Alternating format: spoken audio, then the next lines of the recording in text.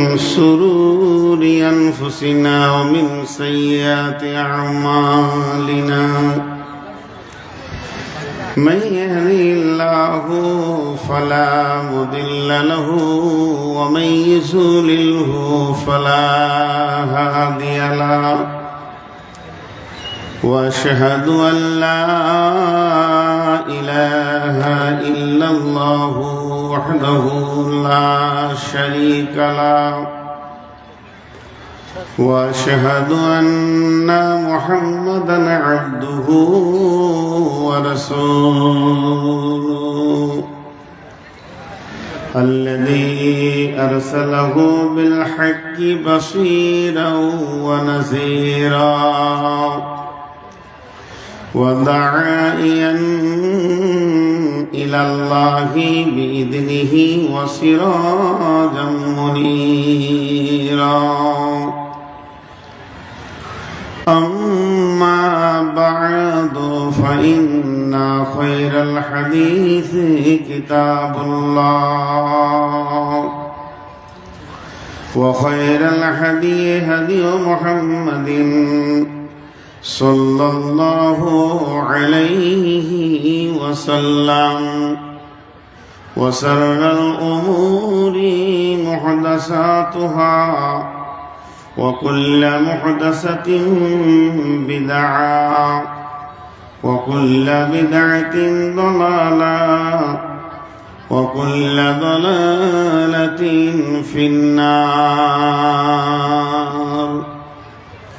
فقد قال الله تبارك وتعالى في كلامه المجيد وفرقانه الحميد. أعوذ بالله من الشيطان الرجيم. يسألونك عن الساعة أيان مرساها فيما أنت من ذكراها إلى ربك منتهاها كأنهم يوم يرونها لم يلبثوا إلا عشية أو ضحاها. بسم الله الرحمن الرحيم. ويقولون متى هذا الوعد إن كنتم صادقين. قل إنما العلم عند الله وإنما أنا نذير مبين. بسم الله الرحمن الرحيم. وما قدر الله حق قدره والأرض جميعا قبضته يوم القيامة والسماوات مطوية بيمينه سبحانه وتعالى عما يشركون. ونفخ في الصور فصعق من في السماوات ومن في الأرض إلا من شاء الله ثم نفخ فيه أخرى فإذا هم قيام ينظرون. وعن أبي هريرة رضي الله تعالى عنه قال قال رسول الله صلى الله عليه وسلم إذا اتخذ الفي ضبالا والأمانة مغناما والزكاة مغراما تعلم لغير دين آتى الرسول امرته أكا أمه أذن صديقه أصابه جاهرت الأصوات في المساجد ساد القبيلة فاسقهم زعيم القوم أرذلهم وأكرم الرجل مخافة سره وجاهرت الكائنة والمعزف وسربت الخمور لباس الحرير لنا هذه الأمة أولها أو كما قالت النبي صلى الله عليه وسلم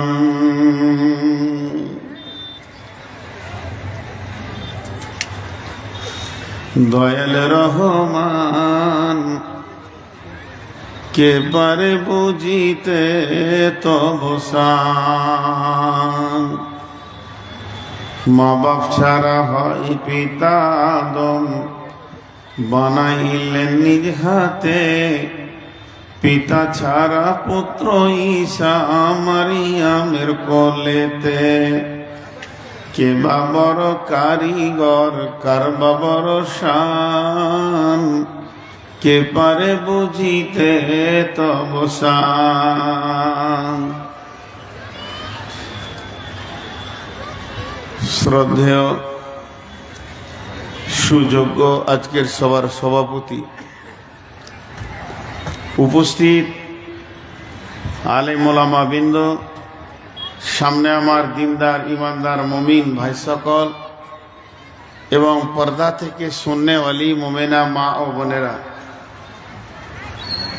প্রশংসা গুণগান স্তব স্তুতি ভালোবাসা তকদির হায়াত মত সবকিছুর মালিক আল্লাহ, যে মহান মুনিব আজকে আমাদেরকে 2025 সালে 12 নভেম্বর বৃহস্পতিবার দিবাগত রাত্রিতে উত্তর দিনাজপুর করমদিঘি মহেশপুর গ্রামে জুনিয়র মাদ্রাসা কেন্দ্রিক আয়োজিত মাহফিলে হাজির করেছেন। সেই মুনিবের দরবারে একবার আমরা সকলে শুকরিয়া করি আলহামদুলিল্লাহ। দরুদ ও সালাম বর্ষিত হোক আখিরি পয়গম্বর নবী মুহাম্মদুর রাসূলুল্লাহ সাল্লাল্লাহু আলাইহি সাল্লামের উপর। আল্লাহুম্মা আমিন, আল্লাহুম্মা সাল্লি আলাইহি, আল্লাহুম্মা বারিক আলাইহি। আমি আপনাদের সামনে গ্রন্থ মুকুট আল কোরআন থেকে কয়েকটি আয়াত বিক্ষিপ্তভাবে পড়েছি আর একটা ত্রিমিজি শরীফের হাদিসকে আপনাদের সামনে পেশ করেছি।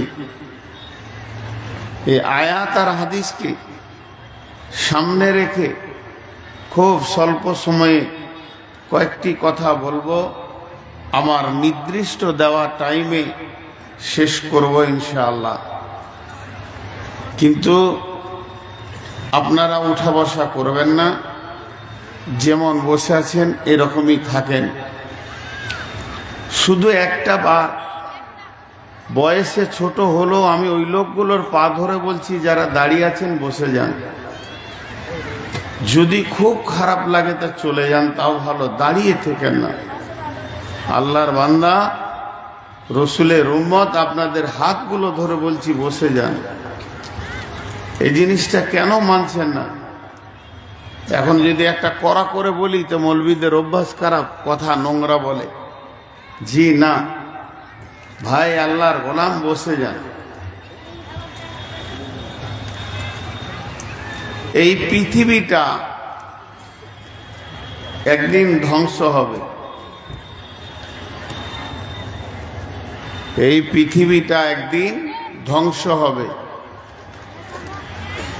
আমি গতকালকে একজনের সঙ্গে আলোচনা করতে করতে বলছিলাম, এখন যদি কাউকে জিজ্ঞেস করা হয় তুমি বাপের ক নম্বর ছেলে, মা বোনরাও ধ্যান দিয়ে শুনেন, কেউ বলবে আমি বড়, কেউ বলবে আমি 2 নম্বর, কেউ বলবে আমি ছোট, কেউ বলবে 5 নম্বর। নাম্বার দেবে যে আমি বাপের এত নম্বর সন্তান। তো একজন ফিলোসফার ইসলামী তথ্যবিদলা বলছে তুমি জানলে কি করে যে তুমি বাপের বড় ছেলে? বলে আমরা তো 5 ভাই, আমিই তো বড়। বলে এটা হিসাব ঠিক আছে, দুনিয়াবি হিসাব, কিন্তু বাপের বড়কে ওটা আল্লাহ ছাড়া কেউ জানে না। বলে কেন? একটা পুরুষ সে যখন স্ত্রীর সঙ্গে মিলে তার শরীর থেকে যেটা স্খলন হয়, যে মালটা বের হয়, তাতে 40 থেকে 60 কোটি পোকা বের হয়। তাহলে তুমি কি বুঝলে? তুমি ক নম্বর? তোমার জ্ঞান কি আছে? তো আমরা এখানে যতজন বসে আছি, আমরা নিজেদের একটা হিসাব করে রেখেছি। এখন এই যে চেয়ারে বসা মানুষটা আপনার সঙ্গে কথা বলছে, আপনারা শুনছেন, তো আমার এই দেহের ভিতরে কটা প্রাণ আছে? কটা প্রাণ আছে? বলবে একটা আছে।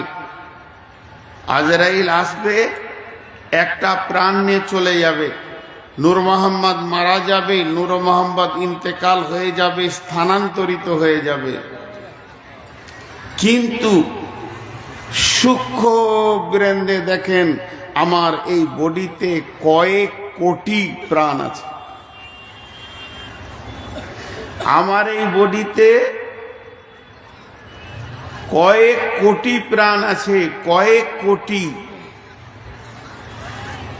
একবার স্খলন হলে যদি 60 কোটি পোকা বের হয়, প্রত্যেকটা শুক্রাণুর প্রাণ আছে। 1 গ্রাম রক্তে 17 লক্ষ থেকে 18 লক্ষ শ্বেত কণিকা আছে, লোহিত কণিকা আছে। যে পোকাগুলো রক্তে না থাকলে শরীর মজবুত হয় না। যার পোকা যত শক্তিমান, তার গায়ের শক্তি তত বেশি। ওই পোকাগুলো যদি আবার দুর্বল হয়ে যায়, তা মানুষটা দুর্বল হয়ে যাবে। তাহলে এতগুলো পোকা আল্লাহ আমার রক্তে রেখেছে, তাদের একটা একটা প্রাণ আছে। আমার শুক্রাণুগুলোর প্রাণ আছে। আমার রক্তে লোহিত কণিকা, শ্বেত কণিকা ককটি আছে আল্লাহ জানে, তাদের প্রাণ আছে। কিন্তু আজরাইল যেদিন আমার প্রাণটা নিয়ে চলে যাবে, আজরাইল যেদিন আমাকে আবদ্ধ করবে, বেঁধে নেবে, সেই দিন ওই প্রাণগুলো বুঝতে পারবে আমরা যে দেহে বাস করতাম, সেই দেহটা এখন নিস্তেজ হয়ে গেছে। ধীরে ধীরে তারা মারা যাবে। তারা একটা দেহে বাস করত, তাদের বাসস্থান ছিল একটা দেহ। ওই দেহটা যখন মারা যাবে, বাকি পোকাগুলো মারা যাবে। তাহলে আমি এই উদাহরণটা দিলাম কেন? এই সারা পৃথিবীটা আল্লাহর মাখলুক। যেদিন পৃথিবী ধ্বংস হবে, যারা পৃথিবীতে বাস করছে তারা বেঁচে আর থাকবে না। এই সারা পৃথিবীটা আল্লাহর মাখলুক। যেদিন পৃথিবী ধ্বংস হয়ে যাবে, পৃথিবীতে যারা বাস করছে তারা আর বেঁচে থাকবে না। মরবি, মরবি, মরবি। আর একটা উদাহরণ দিব, আমি আয়াতের দিকে চলে যাব। সেই উদাহরণটা কি? এখনকার মানুষ যে কোনো মাল কিনে তার ওয়ারেন্টিটা চায়। মোবাইল কিনলে বলবে ওয়ারেন্টি কার্ড দাও। একটা যদি মোবাইলের কভার কিনে ওয়ারেন্টি কার্ড দাও। একটা যদি প্রেসার কুকার কিনে ওয়ারেন্টি কার্ড দাও। একটা যদি টর্চ লাইট কিনে ওয়ারেন্টি কার্ড দাও। মানে মানুষের মিজাজে ঢুকে গেছে এইটা গ্যারেন্টি কতদিন আছে। মালটা যে আমি 2 টাকা, 20 টাকা, 50 টাকা, 100 টাকা, 200 টাকা, 500 টাকা, 1000 টাকা, 10,000, 20,000 দিয়ে মাল কিনলাম, এই মালটার গ্যারেন্টি কদিন আছে। তেমনি এই ময়দানের এক পাশে বিরাট বড় দক্ষিণ পাশে রাস্তার গায়ে একটা ফ্ল্যাট তৈরি হচ্ছে 20 তলা। ফ্ল্যাটটা যিনি বানাচ্ছেন বাইরে থেকে উনি ইঞ্জিনিয়ার এনেছেন, বিদেশ থেকে মিস্ত্রি এনেছেন, লিভার এনেছেন, কাজ শুরু হচ্ছে। ও ওয়ারেন্টি নিচ্ছে। কি ওয়ারেন্টি নিচ্ছে? ইঞ্জিনিয়ারকে বলছে কোন নদীর বালি দিব আপনাকে বলতে হবে। এ কথা জেনে রাখেন, ভারতবর্ষে যত জায়গায় বালি উঠে সেই বালিগুলো আগে ল্যাবরেটরিতে যায়, তাদের পরীক্ষা হয় কোন বালির ধারণ ক্ষমতা কত বেশি, কার সঙ্গে লবণাক্ত সম্পর্ক আছে আর কার সঙ্গে নাই। যেটা মিষ্টি বালি সেটা বেশি কাজ হয়। এর জন্যে ইঞ্জিনিয়ারদের এগুলো জানা আছে। ইঞ্জিনিয়ার লিখে দিল তোমার আশেপাশের নদীর বালি চলবে না, তুমি মজবুত বাড়ি করবে বর্ধমান অজয় নদী থেকে নিয়ে এসো, কিংবা বীরভূমে ময়ূরাক্ষী থেকে নিয়ে এসো। সেখানকার বালি এলো, ঘরও মজবুত বানাবে। স্যার ইট কোন ভাটা থেকে নিব? কোন ভাটার ইটের ধারণ ক্ষমতা বেশি? উনি লিখে দিলেন লালগোলা চলে যাও, ওখানকার ইটের ধারণ ক্ষমতা বেশি, মুর্শিদাবাদে নিয়ে এসো। দুটা দামি মাল এলো। স্যার রড কোন কোম্পানির লাগাবো? উনি লিখে দিলেন এলিগেন্ট। সেমি স্টিল চলবে না, এলিগেন্টের রড লাগাও। এলিগেন্ট রড চলে এলো। স্যার সিমেন্ট বলে অম্বুজা প্লাস হলে ভালো হয়, এলটি যদি পাওয়া যেত তো আরো ভালো। চলে এলো। বাকি থাকলো কি? আপনারা বেরেন্দে বলেন বাকি থাকলো কি? পাথর এলো, রড এলো, সিমেন্ট এলো, বালু এলো, ইট এলো, মাল এসে গেল। বন্ধু, সিমেন্টের গায়ে লেখা আছে 80 বছরের ওয়ারেন্টি। আমার সিমেন্টের যেটা কেমিক্যাল 80 বছরে ধারণ ক্ষমতা রাখে। আর এলিগেন্ট রড অ্যাডভার্টাইজ দিচ্ছে 100 বছর, কোনো চিন্তা নেই, দরে লাগে দাও, ঢালাই লাগিয়ে দাও, প্লালে লাগিয়ে দাও, আমার রড মরিচিকা ধরবে না 100 বছর। সবারই ওয়ারেন্টি পাওয়া গেল। কিন্তু বড় দুঃখের বিষয়, যে জমিনের ওপরে ঘরটা বানানো হবে, যে জমিনটাতে ওপরে ঘরটা বানানো হবে, যে জমিনটার ওপরে ঘরটা বানানো হবে, ওই জমিনওয়ালার সঙ্গে কে যোগাযোগ করবে? আল্লাহ, আমি তো ঘর বানাচ্ছি কয়েক কোটি টাকা দিয়ে, এই টাকাগুলো যে জমির ওপরে আমি ঢেলে দিব, এই জমিটা তুমি কতদিন রাখবে? কতদিন এই পৃথিবীটা থাকবে?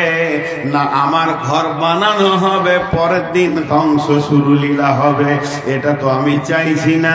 সবারই কাছে গ্যারান্টি নিলাম, কেউ 70 বছর, 80 বছর, 100 বছর পর্যন্ত দিল, এরপরে গ্যারান্টি কেউ দিল না।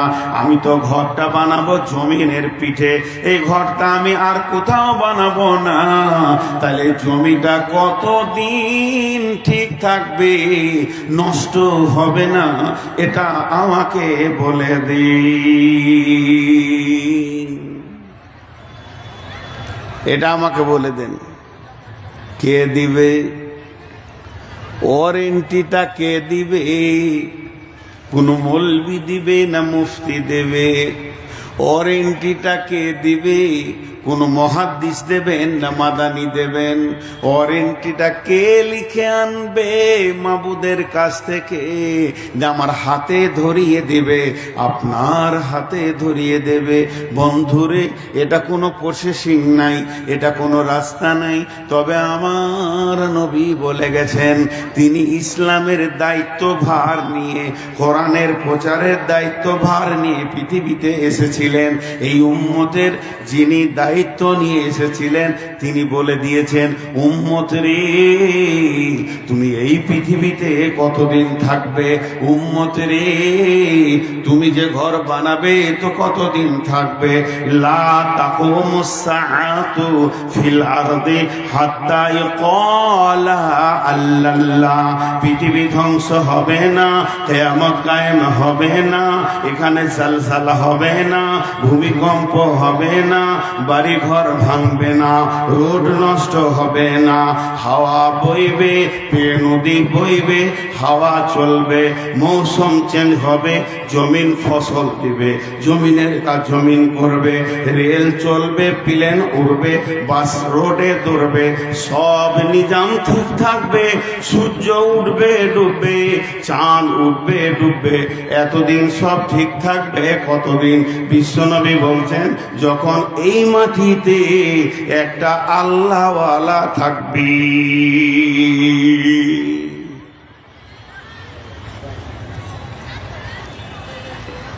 একটা আল্লাহওয়ালা থাকবে। আল্লাহওয়ালাটার দাম কত বলেন এবার? ওই আল্লাহওয়ালাটার দাম কত? একটা খালেস নিয়তে। আজকে মহিষপুর মাদ্রাসার এত খরচা কেন? মহিষপুর মাদ্রাসার কমিটিকে আমি প্রশ্ন করছি, শুধু মহিষপুর নয়, যত মাদ্রাসা কমিটি বসেছেন আমি প্রশ্ন করছি, আপনারা শুরু থেকে শেষ পর্যন্ত বছরে 20 লাখ, 50 লাখ, 30 লাখ, 70 লাখ, 80 লাখ খরচা করছেন কেন?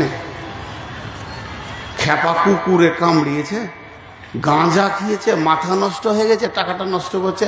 উদ্দেশ্য একটাই, আল্লাহওয়ালা তৈরি হোক, পৃথিবী শান্তি হবে। সকলের উদ্দেশ্য, মহিষপুর মাদ্রাসা কমিটির উদ্দেশ্য আর কোনো মাদ্রাসার কমিটির উদ্দেশ্য, সব মাদ্রাসার কমিটির একটা উদ্দেশ্য, আল্লাহওয়ালা বানাতে রাখ, আল্লাহওয়ালা বানাতে। আমি এখনো বায়ানে যাইনি, ভূমিকায় আছি। মেন বায়ানে যখন যাব আপনি উঠবেন না। বড় দুঃখের বিষয়, এই মহিষপুরে এবার নিয়ে 3-4 বার আসা হয়ে গেল। যতবার এসেছি লোক ভালো পেয়েছি, যতবার এসেছি কমিটির ব্যবহার ভালো পেয়েছি, আজও পেয়েছি। কিন্তু দুঃখের বিষয়, শেষ পর্যন্ত আপনারা থাকতে পারবেন না। আর আমি আগামী বছরে বাঁচবো কিনা জানি না। এখন আমি কথা বলছি, আজকে ব্লাড টেস্ট করেছে, কথা বলছি, 506 সুগার আমার। পানিটা এমনি খেয়েছি না, জিভ শুকিয়ে যাচ্ছে। তারপরেও কথা বলছি, আপনারা একটু শুনেলেন, আমিও চলে যাব।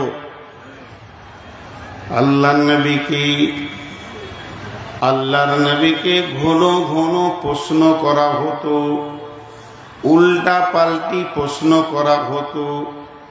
কোরআনের ভিতরে আছে, আল্লাহ সূরা নাবাতে বলছেন, আম্মা ইয়াতাসাআলুন আনিন নাবাইল আযীম আল্লাযী হুম ফীহি মুখতালিফুন।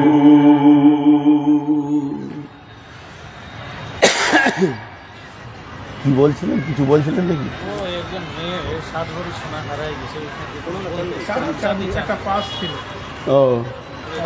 আচ্ছা, বলে দিচ্ছি, এগুলো বলতে হবে, কিন্তু খাবারের লেগার বলি না। আর ওই মাইক যদি বাজে, আমি বলে এসছি, তা আমি আগে খেতে আসবো তোর কাছে, তারপর যা করবি করবি। হ্যাঁ, আপনারা বক্তা চয়েস করতে পারেন নাই, আমার মতো খচ্চর টাকা নিয়ে নিয়েছেন। একটা মহিলা, আমাদেরই বোন, মা বোন সব, তার পার্স হারিয়ে গেছে, ব্যাগে যথেষ্ট পরিমাণ সম্পদ আছে। যদি আপনি পেয়ে থাকেন, ফেরত দিলে নেকি পাবেন। তার ব্যাগে যথেষ্ট পরিমাণে সম্পদ আছে, যদি আপনি পেয়ে থাকেন, ফেরত দিলে নেকি পাবেন। আর যদি সজ্ঞানে সেটাকে আপনি হজম করেন, আল্লাহ আপনাকে হজম করতে দেবে না, ওর কয়েক গুণ বের করে নেবে। মানুষের হারাতেই পারে, হারানোটা এমন কোনো দোষ নয়, হারাতেই পারে। আপনি যদি সজ্ঞানে সেটাকে হজম করেন, তাহলে আল্লাহকে আপনাকে জবাব লাগবে। আরেকবার বলছি, আম্মা ইয়াতাসাআলুন,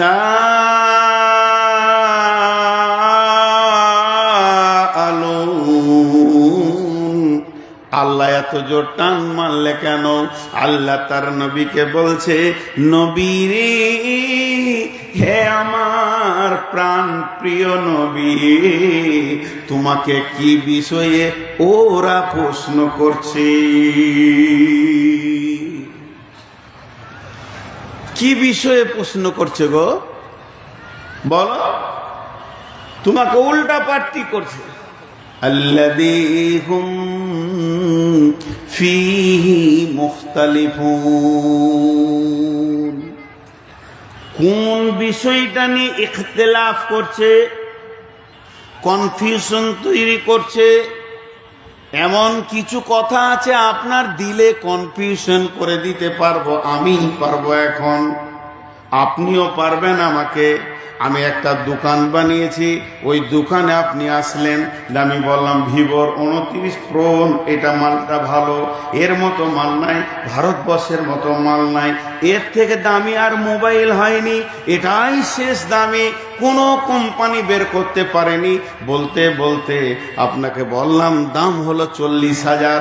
এতগুলা কথা বলার পর শেষকালে খালি যদি বলি তবে কিন্তু মালটাতে, আর কিছু বললাম না, তবে কিন্তু মালটাতে আর কিছু বললাম না, আপনার মনে কিন্তু শুরু হয়ে গেল।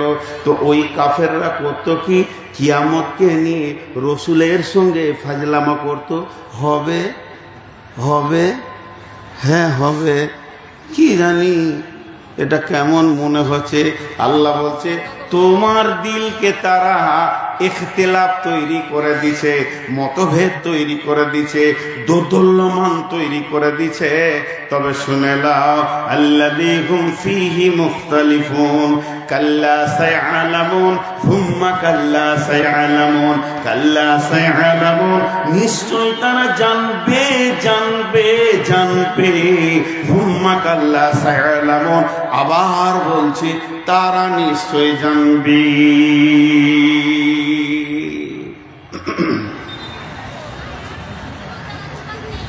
ওই তুই খানে খানে যাও, চল চল সামনে থেকে যা। বোরখা পরে একবার চলে এসে হুজুরের কাছে, কোন জায়গায় জালসা করছি গো, পর্দা বলে কিছুই নাই, বোরখা পরে লেগেছে বলে ভিড়ে ঢুকে যাবি তুই।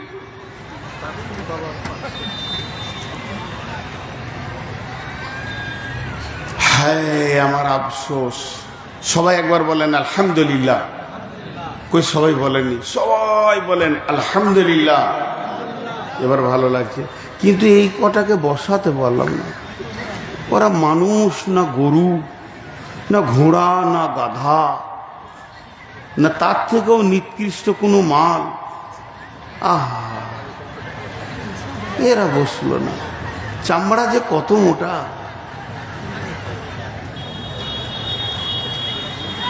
এখানে একটা মজার কথা বলছি শুনেন। আল্লাহ তাবারাক ওয়া তাআলা বলছেন, রাসূলুল্লাহ সাল্লাল্লাহু আলাইহি ওয়াসাল্লাম বলছেন হাদিসের মধ্যে, যা হিবর ফাসাআলা রাসূলুল্লাহ সাল্লাল্লাহু আলাইহি ওয়াসাল্লাম। হিবর মানে হচ্ছে একটা পাদ্রী, পাদ্রী পোপ, পাদ্রী পোপ, পাদ্রী পোপ। মুসলমানদের যেমন মৌলানা, হিন্দুদের যেমন ব্রাহ্মণ, আর এই রকম হলো খ্রিস্টানদের আছে, ওই রকম গুরু আছে আপনার এদের মারোয়ারিদের।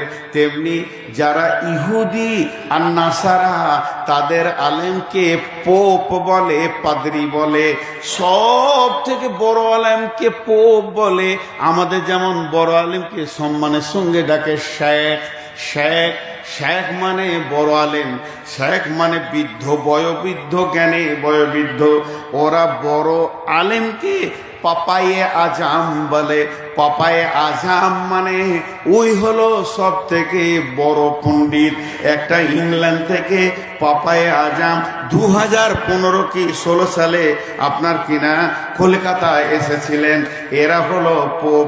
সেই পোপ এসে বিশ্বনবীকে বলছেন, ইয়া মুহাম্মদ সাল্লাল্লাহু আলাইহি ওয়াসাল্লাম। তবে ও তো সাল্লাল্লাহু আলাইহি সাল্লাম বলেনি, এটা আমি বললাম, আমার রসুলকে ভালোবাসি। আপনারা একবার প্রাণ খুলে জোরে বলবেন। ওই পোপ বলছে, ইয়া মুহাম্মদ সাল্লাল্লাহু আলাইহি ওয়াসাল্লাম, হাল তাদরি হাক্কুল্লাহ কদরুল্লাহ, হাল তাদরি কদরুল্লাহ। ও মুহাম্মদ, তুমি নিজেকে নবী বলে দাবি করছো, তবে কি তুমি আল্লাহর ক্ষমতাটা বলতে পারবি? ওর উদ্দেশ্য কি ছিল এই প্রশ্ন করার? উদ্দেশ্য ছিল ওকে ছোট করে দিব, উত্তর দিতে পারবে না, আমার কাছে ছোট হয়ে যাবে।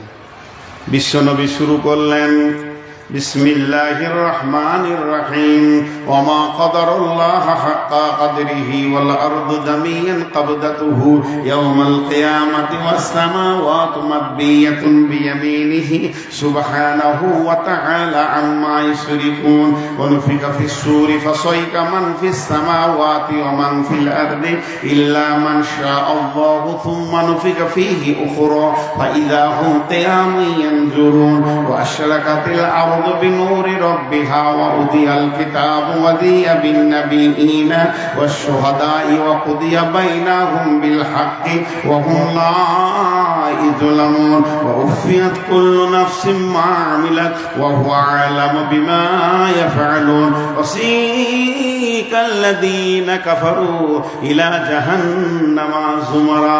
বিশ্বনবী যখন আয়াতগুলো পড়তে শুরু করেছে, ওর চোখে তো খালি সরষের ফুল দেখছে, মাথা তাঁতা করে ঘুরছে। কি বলছে রে, কি বলছে রে, ভাষা কি রে? আল্লাহ রসুল বলতে লাগলেন, তোমরা কে আল্লাহর কুদরত জানো, আল্লাহর ক্ষমতা সম্পর্কে কি জানো? সাতবক আসমানকে একটা বলের মতো হাতে ধরবে, সাতবক জমিনকে আর এক হাতে ধরবে, এইভাবে ঝাঁকি মারবে, সারা বিশ্ব মানব বুঝে নেবে আল্লাহর ক্ষমতা কি।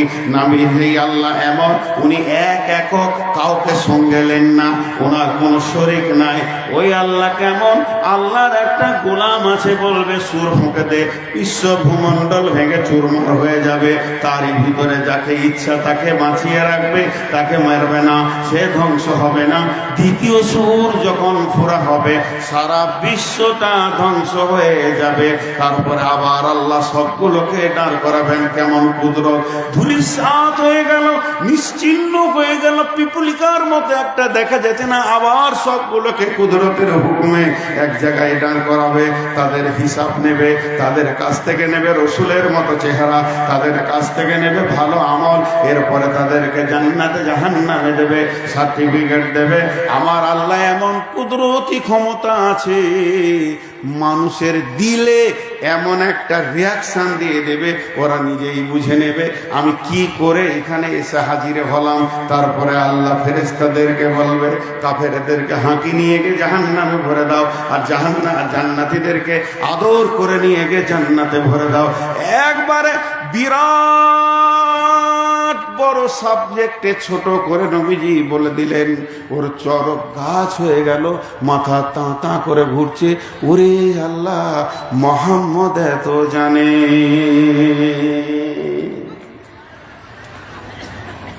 জি ভাই,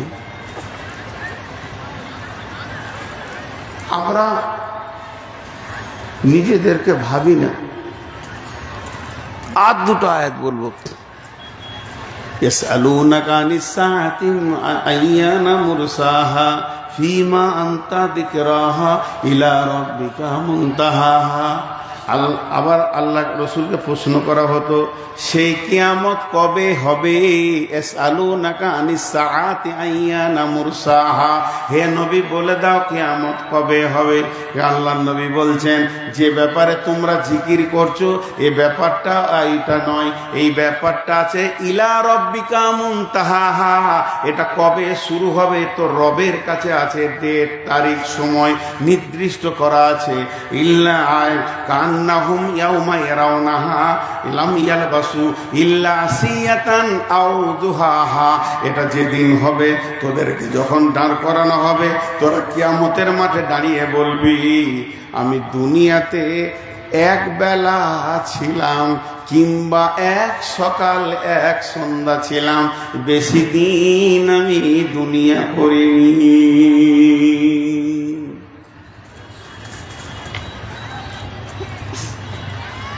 সূরা মুলকের ভিতরে বলছেন, ওয়ায়াকুলুন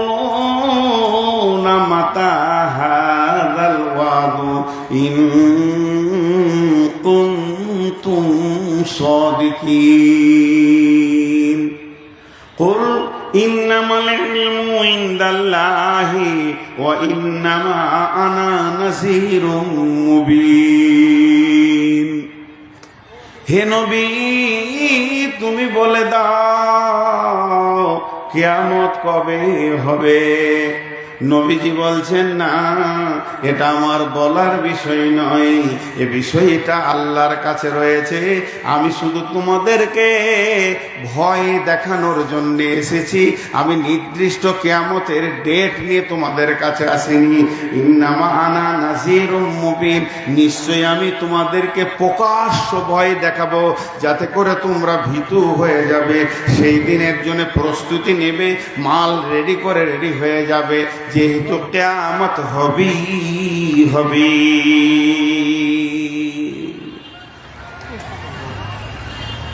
আমার ভূমিকা শেষ।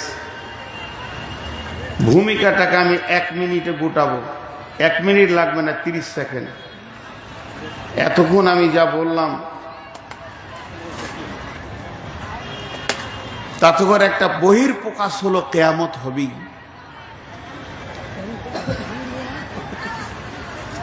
এতক্ষণ আপনাদের সামনে আমি যা বললাম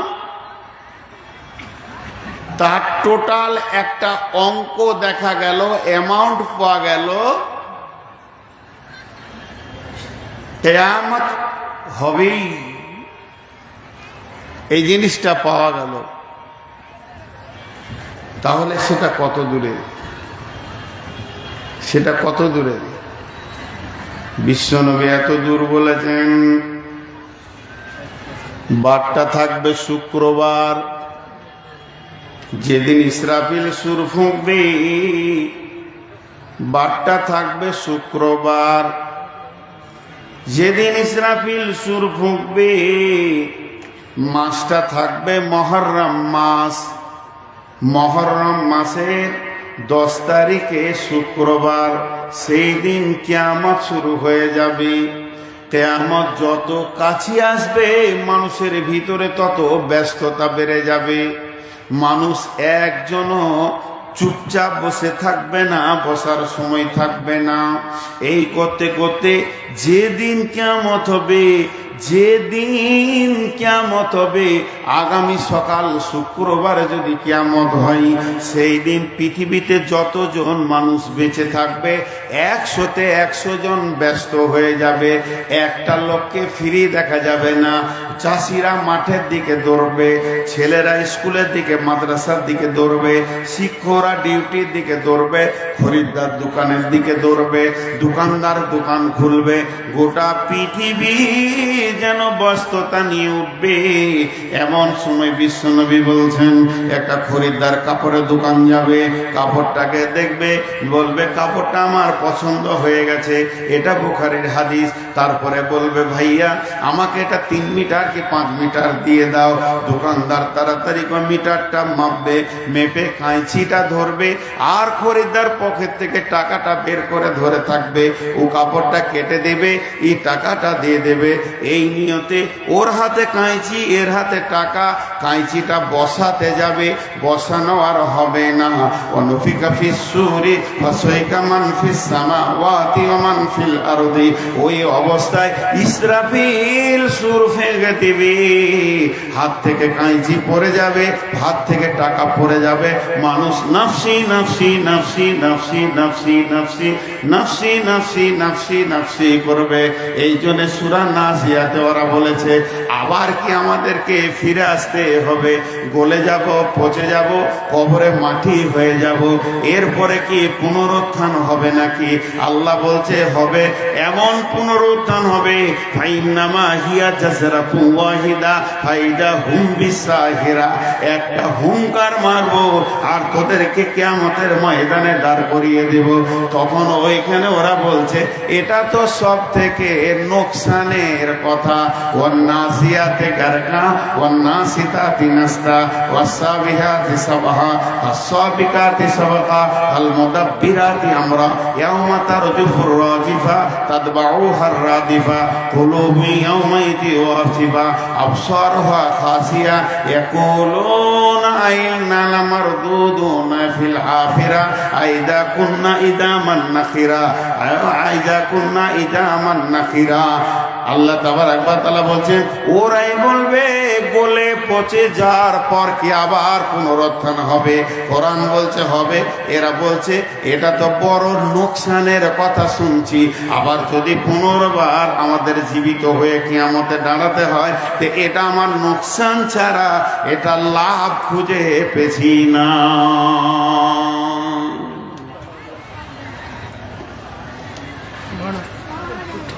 কি হয়েছে?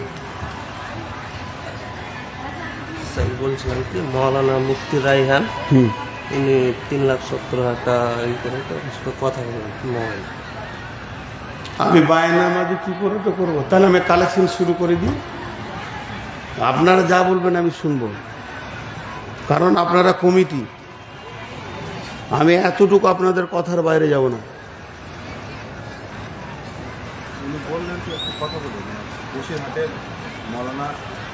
হ্যাঁ তো বুঝলাম, তো আমার অসুবিধা কি আছে আপনার বলতে? আমি এবার কালেকশন করব, কিন্তু আর বায়ান করব না। একটা বায়ান ধরে রাখা কত কঠিন সে আমি জানি, কত কষ্ট এটা আমি জানি, কিন্তু আমি জালসা শেষ হয়ে যাবে 5 মিনিটের মধ্যে। আমাকে দোষ দিবেন না, কারণ এই কদিন আগে আব্দুর রহমানের সাথে এই ঝামেলাই হয়েছে। সভাপতি আদায় করতে বলেছে, লোক উঠে চলে গেছে। আমি এই তো বায়ান শুরু করলাম মাত্র, এখন তো হাদিসটা এবার শুরু করব। আমি কিন্তু আদায় শুরু করে দেব। আসসালামু আলাইকুম। জি ভাই, ভালো আছি। আপনি মুফতি সাহেব মানুষ, আবার থেকে অনেক আপার লেভেলের মানুষ, আপনি আমার শিক্ষিত শিক্ষক মানুষ। তা বায়ানের মাঝে ব্রেক করা ভাই যে কত কষ্ট। এই মাত্র 20 মিনিট হলো, আর মাঝে যদি আমি এই ব্রেক করি, আপনি তো আলেম মানুষ। হ্যাঁ, তা আপনি দান করেছেন 3 লক্ষ টাকা, শুনে খুশি হলাম। আচ্ছা আচ্ছা আচ্ছা, হ্যাঁ জি জি, ঠিক আছে, দোয়া করুন। ফোনটা কাটে। আপনাদের কাছ থেকে কিছু চেয়েছে? চিনেন লোক? কে চিনেন? সাবধান থাকবে। আমাকে 10.5 লাখ দিব বলছে, খুব হুঁশিয়ার, মাঠে শেষ করে দেবে। ভয়ানক ডাকাতি। ও বলবে যে 10,000 ফেলো, প্রসেসিং করছি, আর পাবেন না। ওকে চিনি, ওর কণ্ঠতে বুঝিয়ে দিচ্ছি। ওর একবার রামপুরহাট বাড়ি বলবে, একবার বসিরহাট বাড়ি বলবে। পাগলা হয়ে গেছে নাকি? তার থেকেও খারাপ। এই আপনারা উঠছেন কেন? ওই মুরব্বী উঠছে কেন? বাবজি আপনি উঠে গেলে কিন্তু আমি আর বায়ান করবো না। আপনার মহব্বতেই তো আমি বায়ানটা চালাইছি। ওর কণ্ঠতে বুঝিয়ে দিচ্ছি। প্রতিদিন উমরাই যাই। 7 দিন আগে আমাকে বলছে, আমি ট্রেনে আসছি, বলছে আমি উমরাই যাচ্ছি, দোয়া করবেন, আপনার মার সাথে 6 লাখ দেওয়া হবে। হ্যাঁ হ্যাঁ ভাইয়া, যতটি লোক বসে আছেন আমি খুশি হলাম। আমি বললাম যে টাকা লোবো না, টাকা লিছি না, তুই দেখতে পেয়েছিস না আমি কি ভিখারি আছি নাকি? প্রতিদিন 25,000 ইনকাম করি, আর আমাকে টাকা দিয়েছিস? জি, তো একটু ধৈর্য ধরেন, টোটালটা একটু গুছিয়ে নি। এতক্ষণ আমি যা বললাম তাতে নিশ্চিত কিয়ামত হবেই। এটার উপরে কার কার ইমান নাই? হাত তুলেন, হাত তুলেন দেখি। 4টা হাত উঠেছে, ওদের ইমান নেই। কিয়ামত হবেই, এর উপরে ইমান নেই, হাত তুলে দিলে। আসলে ও ঝোঁকে তুলেছে, নেকি পাবে। এবার চলেন অনুশোচনা। বিশ্বনবী তিনি আমাদেরকে অনুশোচনা দিয়ে গেছেন। বিসমিল্লাহির রহমানির রহিম। وَنَبِي هُرَيْرَةَ رَضِيَ اللَّهُ تَعَالَى عَنْهُ قَالَ قَالَ رسول الله صلى الله عليه وسلم إذا اتخذ الفيض بالا والمعونة مغنما والزكاة مغراما تعلم لغير دين آتى الرسول امرته أكا أمه। একটু অনুশোচনা দিব আপনাদেরকে। যতটি লোক বসে আছেন হাতগুলো ধরে বলছি 10 মিনিট আমাকে দেন, তারপর আমি বলবো আপনারা উঠে যান, তখন আপনারা আমাকে বলবেন আপনি সময় দেন। 10টা মিনিট চেয়েছি ভিখারির মতো 10টা মিনিট চেয়ে নিয়েছি। একটা উদাহরণ দিব, আমার উদাহরণগুলো খুব অ্যাপ্রোপ্রিয়েট। দোমোহনাতে একটা ছেলে বাসে চেপেছে, আর ওর পাশে এক মুরব্বি বসে আছে, আর ওই সিটের পেছনে আমার মতো বদমাস লোকটা বসে আছে। কি ঝামেলা লাগে দেখেন। যে ছেলেটা বাসে চেপেছে ও মুরব্বিকে বলছে, চাচা কিরে বাবা কলকাতা কত দূর যাবে? ও কলকাতা করণ দিকে গেছে, তো শুধুই যে কলকাতা কত দূর, ধৈর্য দেখেন। তো মুরব্বী ওর দিকে তাকিয়ে বলছে, ধৈর্য ধরে বা কলকাতা ঠিক পৌঁছাবি। আবার টুঙ্গি দিঘিতে বলছে, চাচা কলকাতা আর কত দূর? এবার মুরব্বী রেগে গেছে, ওর দিকে একবার তাকালে ভঙ্গি করে মুখটা ঘুরিয়ে নিলে। বোতল বাড়িতে গিয়ে বলছে, চাচা, আবার একই কথা, চাচা। যেই চাচা বলেছে মুরব্বী রেগে গেছে, বলে van van van van van van van করিস না, চুপ কর। আমার মতো রাগী লোক, আমি তো একটা বদমাস লোক, উঠে ওর মাথায় হাত দিয়ে বলছি, তোর মাথা বেরেন চলে গেছে নাকি রে? ঠুকে দিব তোর মাথাতে। টুঙ্গি দিকে থেকে কলকাতা, কলকাতা দেখেলে তো কলকাতা, এখান থেকে দেখেলে কত দূরে? আপনাদের কাছে আমার প্রশ্ন, কলকাতা দেখা যাবে? যাবে? এতগুলো লোক হ্যাঁ না বলে না। কলকাতা দেখা যাবে? দেখা যাবে না। মুখ নাই, দাঁত নাই, জিভ নাই, প্রাণ নাই, দেখেন কতগুলো জিনিস নাই। হাত নাই, পা নাই, মুখ নাই, দাঁত নাই, জিভ নাই, প্রাণ নাই, অথচ কথা বলে আপনাকে ভালো ভালো জ্ঞান দেবে, কখনো হাসাবে, কখনো কাঁদাবে, সোজা রাস্তা বলে দেবে, সব কিছু বলে দেবে। তাকে বলা হয় নীরব বন্ধু। নীরব বন্ধু, পৃথিবীতে একটা জিনিস আছে, সে আপনার নীরব, তার কাছে কোনো সাউন্ড নাই, অথচ আপনাকে জ্ঞান দেবে, ঘন্টার পর ঘন্টা বক্তব্য দিবে, আবার আপনাকে হাসাবে, কাঁদাবে, ভয় দেখাবে, সব রকম জ্ঞান দেবে। তার নাম হচ্ছে বই, কিতাব। হাত নাই, পা নাই, জিভ নাই, চোখ নাই, প্রাণ নাই, যখনই পাতা খুলবেন আপনাকে পাতায় পাতায় জ্ঞান দেবে, আপনাকে হাসাবে, ভালো জান্নাতের কথা শোনাবে, জাহান্নামের কথা শুনিয়ে কাঁদাবে, কবরের খবর দিয়ে আপনাকে ভয় দেখাবে, আপনার জিন্দেগির রাস্তাটা শুরু হয়ে যাবে। এর নাম হচ্ছে কিতাব, এর নাম হচ্ছে বই। এই বইকে যে বন্ধু করবে তার রাস্তা ক্লিয়ার হয়ে যাবে। তেমনি বন্ধুরে, করণ দিঘি থেকে কলকাতা দেখা যাবে যদি মগজ ঠিক থাকে, ব্রেন ঠিক থাকে। একবার জানলা দিকে তাকাও, দেখো মাইলস্টোনে লিখে দিয়েছে ইঞ্জিনিয়ার 485 কিলোমিটার। তোমার আর সন্দেহ থাকবে না, 378 kilometre. Siliguri 127 kilometre, 120 kilometre, 186 kilometre. আপনি এখান থেকেই বুঝে নেবেন কলকাতা আর কত দূরে। দেখতে না পেলেও মন শান্তি হয়ে যাবে। ওই 400টা একবার 100 হয়ে যাবে। গাড়ি চলতে চলতে ওটা 90 হবে, 80 হবে, ওটা 70 হবে, 60 হবে, 50 হবে, 40 হবে, 30 হবে, 20 হবে, 10 হবে, 9 হবে, 8 হবে, 7 হবে, 6 হবে, 5 হবে, 4 হবে, 3 হবে, 2 হবে, 1 হবে, 0 লেখা থাকবে। ওটাই হলো কলকাতা। আপনার গতিশীল জীবনটা আগাবে, কলকাতার দিকে আগাচ্ছে। এর জন্য কোরআনে আছে, অচিরি তোমার কাছে কিয়ামত আসছে, এটা নয় তুমি কিয়ামতের দিকে যাচ্ছ। সাবধান হয়ে যাও, একদিন তোমার সঙ্গে কিয়ামতের মোলাকাত ঘটে যাবে। তাহলে এই মাইলস্টোনটাকে, এই রোডটা যে ইঞ্জিনিয়ারকে টেন্ডার দেওয়া হয়েছে, এই রোডটা যে কন্ট্রাক্টর টেন্ডার নিয়েছে, রোডটাকে ঠিক করবে, রুদেলের রোডটাকে ঠিক করবে, বোতলবাড়ি পর্যন্ত, গোয়াগাঁও পর্যন্ত, বাজারগাঁও পর্যন্ত। কিষানগঞ্জ পর্যন্ত ঠিক করবে, যে ইঞ্জিনিয়ার রোডটা ঠিক করবে, সে পিচ ঢালবে, পাথর ঢালবে, সব কিছু করবে। শুধু এইগুলোই তার কাজ নয়, পাশে পাশে থাকে প্রতি কিলোমিটারে মাইলস্টোন বসাতে হবে, এটাও একই টেন্ডারে চলে আসে। কোন জায়গায় বোর্ড থাকবে, কোন জায়গায় থাকবে না, কোন জায়গায় পাথর থাকবে, সব কিছু টেন্ডার বের হয়ে যায়। তাহলে বিশ্ব নবীকে পৃথিবীতে পাঠানো হয়েছিল এই উম্মতকে জান্নাতের রাস্তা দেখানোর জন্যে। বিশ্ব নবীকে পৃথিবীতে পাঠানো হয়েছিল এই উম্মত জান্নাতে যাবে, সেই রাস্তাটা তুমি ধরিয়ে দাও, হাত ধরে রোডে তুলে দাও। তাহলে কিয়ামতটার কত দূর? তার মানে এই রোডটা জান্নাতে যাওয়ার রাস্তাতে মধ্যখানে কবর থেকে নিয়ে কিয়ামত পর্যন্ত একটা ঘোর জঙ্গল আছে, ওইটা বড় ভয়াবহ জায়গা।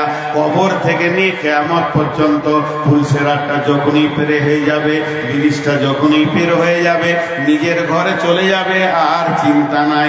তাহলে ওই অন্ধকার জঙ্গলটা কখন আমরা পার হব, আর কত দূরে আছে? বিশ্বনবী বলে দিয়েছেন, ইঞ্জিনিয়ার বলে দিয়েছেন, আল্লাহ রোডে টেন্ডাররা কন্ট্রাক্টর বলে দিয়েছে, খামসা আসারা খাসলাতান মিন উম্মতি, খামসা আসারা খাসলাতান মিন উম্মতি, মিন উম্মতি, মিন উম্মতি, মিন উম্মতি, মিন উম্মতি, মিন উম্মতি মুখস্থ করলেন। নবীজি বলছেন 15টা জিনিস যখন আমার উম্মতের কাছ থেকে তোমরা পাবে, 15টা জিনিস যখন আমার উম্মতের কাছ থেকে পাবে। নবীজি ইহুদির কথা বলেনি, নাসারার কথা বলেনি, শিখের কথা বলেনি, পাঞ্জাবির কথা বলেনি, মাজুসির কথা বলেনি, অগ্নি পূজকের কথা বলেনি, মূর্তি পূজকের কথা বলেনি, ব্যানার্জির কথা বলেনি, চ্যাটার্জির কথা বলেনি। পৃথিবীতে যত জাতি আছে সবাইকে ছেড়ে দিয়ে নবীজি নিজের উম্মতের কথা বলেছে। হযরত আবু হুরায়রা বর্ণনা করছেন, আল্লাহর নবী বলেছেন, হে বিশ্ববাসী রে, আমার উম্মতের কাছ থেকে যখন 15টা জিনিস দেখতে পাবে, 15টা জিনিস দেখতে পাবে, জেনে না কিয়ামত কাছিয়ে গেছে। এইটা আজকে আমার ভাই।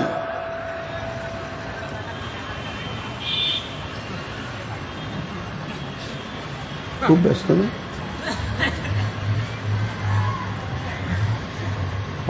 কানে ঢুকছে না। কি হবে সমাজ, চিন্তা করে। ওর কানের কাছে একটা বক্তা বকছে, ওর মোবাইল চালাইছে, ফেসবুক চালাইছে না ইউটিউব চালাইছে নাকি সেট করছে। জাতি নষ্ট হয়ে গেছে। আগেকার যুগে 5 জন বন্ধু যদি বেড়াতে যেত তো ইয়ারকি ঠাট্টা ঠেলাঠেলি লাফালাফি করতো। এখন 10 জন বন্ধুকে দেখবেন নিজে নিজের ফেসবুক খুলে দিয়েছে, কেউ কারো কথা বলার সময় নেই। গেলি কেন একসাথে? তোরা বাড়িতেই থাকতে পারতিস। একসাথে যাওয়ার মানেটা কি? একটু গল্প করব, মত বিনিময় হবে। ও মোবাইলটা খুলে যা মনে মনে করছো, তুই আবার কোন বক্তা? বড় বক্তা তো আমার হাতেই আছে।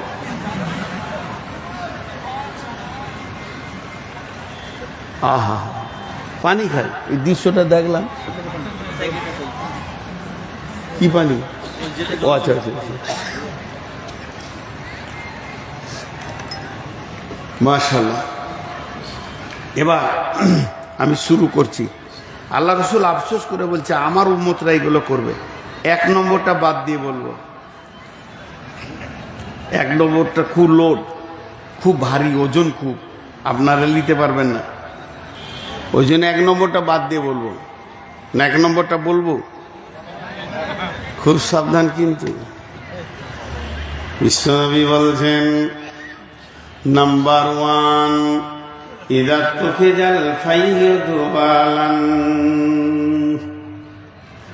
ইযা তুখিজাল ফাইয়ুদু বালান, জনসাধারণের মাল মিম্বার প্রধানে লুটে খাবে।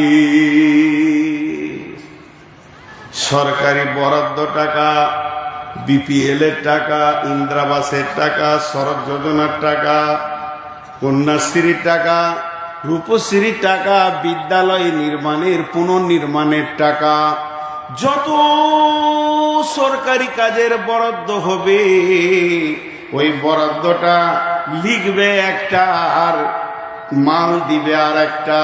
ইজা তুখিজাল ফাইয়ুদু বালান, আমার উম্মতের ভিতরে মুসলমান যে নেতা আছে, পঞ্চায়েতের প্রধান আছে, অন্য জাতিরা খাবে, তাদের সঙ্গে আমাদের সম্পর্ক নাই। তাদের সুদ হালাল, তাদের মাল মেরে নেওয়া হালাল, লুটে নেওয়া হালাল। কিন্তু ইসলাম তো এর ব্যাপারে কথা বলেছে, জনসাধারণের মাল নেতারা লুটে লুটে খাবে। আর মেম্বার প্রধান মিলে সঙ্গে ডিলারকে নিয়ে টন টন চাল ডান দিক থেকে বাঁ দিকে চলে যাবে। এটা হলো কিয়ামতের আলামত। আপনার এলাকার মেম্বার প্রধানরা ভালো, ওই জন্য বুঝতে পারছেন, এরা মারে না, মারে যা আসে দিয়ে দেয়, সব একবারে ধোয়া তুলসী পাতা। জি শুনেলেন, হযরত আবু বকর আর উমরের ভিতরে সবসময় একটা প্রতিযোগিতা চলতো। হযরত উমর মনে মনে করছে, আমি আবু বকরকে এবার হারিয়ে দেব, এবার হারিয়ে দেব, এবার হারিয়ে দেব। বন্ধু, একটা জীর্ণ কুটিরে একটা মেয়ে বাস করত। একবার 70-80 বয়স, মেয়েটির কেউ নাই, মা নাই, বাপ নাই, ভাই নাই, বোন নাই, ছেলে নাই, মেয়ে নাই, স্বামী নাই। ওর জন্য প্রতিদিনের খাবারটা ওখানে পৌঁছে দিত। হযরত আবু বকর পৃথিবী থেকে যখন চলে গেলেন, হযরত উমর এলেন গদিতে। ওই মেয়েটি ঘরের মধ্যে আছে, আর উমর মেয়েটি দু চোখে দেখতে পায় না। বুড়ি মাকে হযরত উমর রুটি আর হালুয়া মুখে ভরে দিয়েছে। আর যখনই রুটি হালুয়া ভরে দিয়েছে, মেয়েটি অঝর নয়নে কাঁদতে শুরু করেছে। খালি একটা কথা বলছে, সে আর নাই, সে আর নাই, নিশ্চয়ই আল্লাহ তাকে ডেকে নিয়েছে। উমর জিজ্ঞাসা করেন, বুড়িমা কে নাই? বলে আবু বকর নাই, তুমি অন্যজন। বলে আপনি অন্ধ মানুষ দেখলেন কি করে? আমি আবু বকর না উমর। বলে শুনে নাও বেটা, আমার একটাও দাঁত নাই। ও যে আমাকে প্রতিদিন খাইয়ে দিত, তো চিবিয়ে নরম করে মুখে ভরে দিত।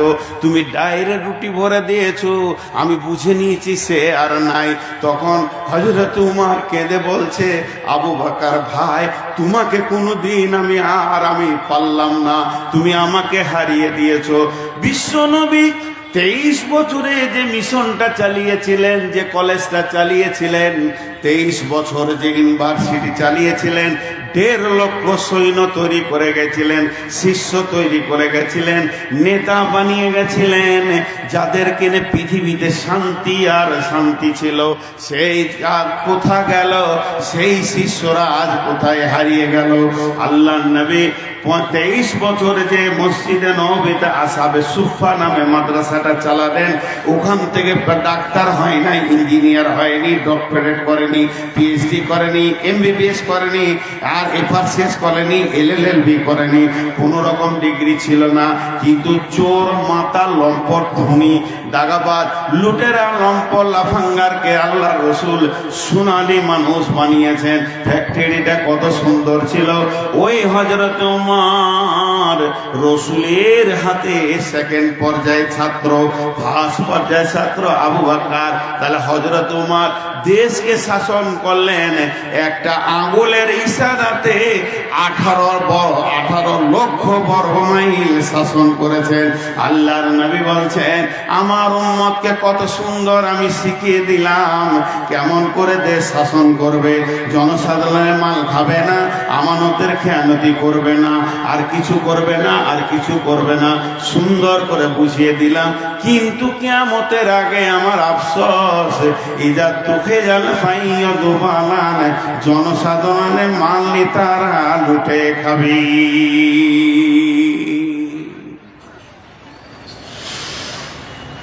আজকে আমাদের অবস্থা কি ভাবেন একটু। আমি দেয়ালে যদি একটা দাগ টেনে দিই বোর্ডে, ওই দাগটা ছোট না বড় আপনি বলতে পারবেন না। ওর পাশে আর একটা দাগ যদি টানা হয়, তখন ও ছোট না বড় বলতে পারবেন। একদিকে এখনকার যুগের নেতাদের চরিত্র, আর একদিকে রসুলের নেতাদের চরিত্র, দুটাকে পাশে পাশে রাখেন। 2002 সালটা বলছি, 2002 আমি বাংলাদেশে ছিলাম। ঢাকা আন্তর্জাতিক এয়ারপোর্ট থেকে একটা গাড়িতে চেপে ঢাকা ইসলামপুর ড্যামরা রোডে যাচ্ছি। আমার সাথে একজন সাথী ছিলেন ওই দেশের, ওর নামও মনে আছে। সেই ব্যক্তি গাড়িটাকে দাঁড় করিয়ে একটা পত্রিকা নিল, পত্রিকা যুগান্তর পত্রিকাটার নাম আমারও মনে আছে। আর পত্রিকার ফার্স্ট হেডিংয়ে বড় করে লেখা আছে, বড় করে, আমাদের ভারতবর্ষের একটা মন্ত্রীর নাম, নামটা বলবো না, অমুক মন্ত্রী আজকে সকালে ফার্স্ট ফ্লাইটে অক্ষত নিরাপত্তায় ভাবে নিজের দেশে ভারতে ফিরে গেলেন। মানে কোনো মন্ত্রী গিয়েছিলেন বাংলাদেশে, 2-3 দিনের সফর ছিল, খবরের কাজগুলো করে সে নিরাপত্তায় কোনো তার অসুবিধা হয়নি, আমাদের দেশে প্লেনে ফিরে গেলেন। এটা পত্রিকায় বের হয়েছে। সকালে ওখানে কিছু খায়নি, খুব ভোরে প্লেনটা দিয়ে লিখেছে সকালে বেডটি খেয়েছে। বেডটি বুঝেন তো, বিছানায় বসে এক কাপ, ডাইনিং টেবিলে লয়, নাস্তা লয়, বেডটি বলে ওটাকে, বিছানায় বসে এক কাপ চা খেয়েছে। তো সেই চাটার সেই যুগে 2002 খরচা হয়েছে 18,000 টাকা এক কাপ চা। ওর হলারের সাইজ কত, এক কাপ চায় 18,000। হ্যাঁ, এরা হলো ইংরেজি কম্পিউটার দ্রুতগামী যুগের মন্ত্রী, এটা হলো আধুনিক যুগের মন্ত্রী, বহু জ্ঞানের অধিকারী, এদের হাতে কম্পিউটার এসে গেছে, এরা দেশকে শাসন করছে। আমাদের মোদিজি শুধু পায়জামাটা পরে 15 লক্ষ টাকা দাম। যদি কোনো এখানে সেলাই মেশিনওয়ালা আছেন, চলে যান টেলারটা ওখানে খুলেন গা, একটা পায়জামা 15 লক্ষ টাকা দাম। এটা হলো এই যুগের মন্ত্রীদের চরিত্র। চলেন রসুলের যুগে যায়। আল্লাহ নবী দুনিয়া থেকে চলে গেলেন, মদিনার গদিতে বসলেন কে? আবু বাকার। আবু বাকার দুনিয়া থেকে চলে গেলেন, মদিনার গদিতে খলিফা কে হলেন? খলিফা হযরতে উমর ফারুক রাদিয়াল্লাহু তাআলা আনহু। হযরত উমর যখন মদিনার গদিতে বসলেন, তখন বিশ্ব শাসন করতে শুরু করলেন। 18 লক্ষ বর্গ মাইলকে তিনি শাসন করতেন। হযরত উমর ছোটতে আলাভোলা ছিল, ছোটতে সাদা সিধে ছিলেন, ছোটতে খুব বিচক্ষণতা পাওয়া যায়নি। একটা ঘটনা শুনলে বুঝবেন, ওর বাপ ওকে উট চড়াতে দিয়েছে মাঠে। উমর রে, উটগুলো নিয়ে যা, উটগুলো চড়িয়ে নিয়ে আয়। যখন বাড়ি আসছে তো মাথার চুলে এক গাদা উটের লাদ, উটের গোবর গোটা মাথায় লেগে আছে। ওর আব্বা নাম হচ্ছে খাত্তাব। খাত্তাব জিজ্ঞেস করছে, উমর এখানে আয়। দেউ গেল বাপের কাছে, তোর মাথায় এগুলো কি? এমনি হাত দিয়ে বলছে গোবর, খেপার মতো বলছে এগুলো গোবর। কিসের গোবর? বলছে উটের গোবর। উটের গোবর তোর মাথায় এলো কি করে বল? বলছে আব্বা মরুভূমিতে রোদ খুব, এবার রোদে বসবো কোথা? উটের পাছাতে দিয়ে বসেছি, লেদে দিয়েছে ও বসার জায়গা, দেখেন উটের পাছায় বসেছি, লেদে দিয়েছে ও। ধোয়ার তো কোনো ব্যবস্থা নাই, তাই গোবর লেগে আছে। ওর বাপ ওর গালে একটা চর মেরেছিল, টান মেরে একটা চর দিয়ে বলছে, গাধা তুই উট চড়াতেও জানিস না, আল্লাহ তোকে এত জ্ঞান কম দিয়েছে রে গাধা, বাপ তো মারবি বেটাকে। এই সেই ওমর যে মাথায় গোবর নিয়ে বাড়ি এসেছে, ওই ওমর যেদিন মদিনাতে খলিফা হলেন, 18 লক্ষ বর্গ মাইলকে একটা আঙুলের ইশারায় হিলাচ্ছেন। সেই ওমর মসজিদে নববীতে শুয়ে আছে, ফজরের নামাজ পর একটু আরাম করছে। গদিটা কি? বালুর ওপরে। 18 লক্ষ বর্গ মাইলে বাদশার বিছানা কি? বালুর ওপরে চাদরটা বিছিয়ে দিয়েছে, বালিশ নাই, এ হাতটা দিয়ে দিয়েছে, একটু আরাম করছে। হাজি একা থাকতে পারবে এখন আর মন্ত্রীরা? সামনে গাড়ি, পেছনে গাড়ি, সিকিউরিটিদের নাম কি দিয়েছে বলেন তো? আর সিকিউরিটি ফোর্স, বাংলায় বলে দেহরক্ষী, বডিগার্ড। আর একবার বলছি, বডিগার্ড, দেহরক্ষী নামটা খুব অ্যাপ্রোপ্রিয়েট। আজরাইল তার বডি লিবে না, আত্মা লিবে। আত্মা গার্ড বললে বিপদ ছিল। আজরাইল আত্মা নিয়ে যাবে আর বলবে যে বডিটাকে তোরা আগুল যেন শিয়ালে না খাই, তোদের ডিউটি তোরা কর, বডিগার্ড। কিন্তু উমার একাই আছে, কয়েকটা সৈন্যকে পাঠিয়ে দিয়েছে জেরুজালেম। ধৈর্য ধরেন, কয়েকটা সৈন্যকে জেরুজালেম পাঠিয়ে দিয়েছে, ওখানে কালেমা তাওহীদ পৌঁছিয়ে দাও, সেখানে দ্বীনের দাওয়াত পৌঁছিয়ে দাও। তারা অন্ধকারে আছে, তাদের কাছে আলো পৌঁছিয়ে দাও, কোরআনের আলো পৌঁছিয়ে দাও, রসুলের হাদিস পৌঁছিয়ে দাও। সেই সৈন্যগুলোকে জেরুজালেমের সৈন্যরা কেল্লায় ভরে অবরোধ করে দিয়েছে, তাদেরকে তবলিগের কাজ করতে দিচ্ছে না। তদনন্তকালে ওই জেরুজালেমের যিনি প্রাইম মিনিস্টার ছিলেন, প্রধানমন্ত্রী ছিলেন, তিনিও একটা গির্জার পোপ। একটু আগে বললাম পাপায়ে আজাম, তিনি একটা গোটা জেরুজালেমকে শাসন করছে। জেরুজালেম হচ্ছে একটা ছোট দেশ, আর আমার উমারের দেশ হচ্ছে বড়।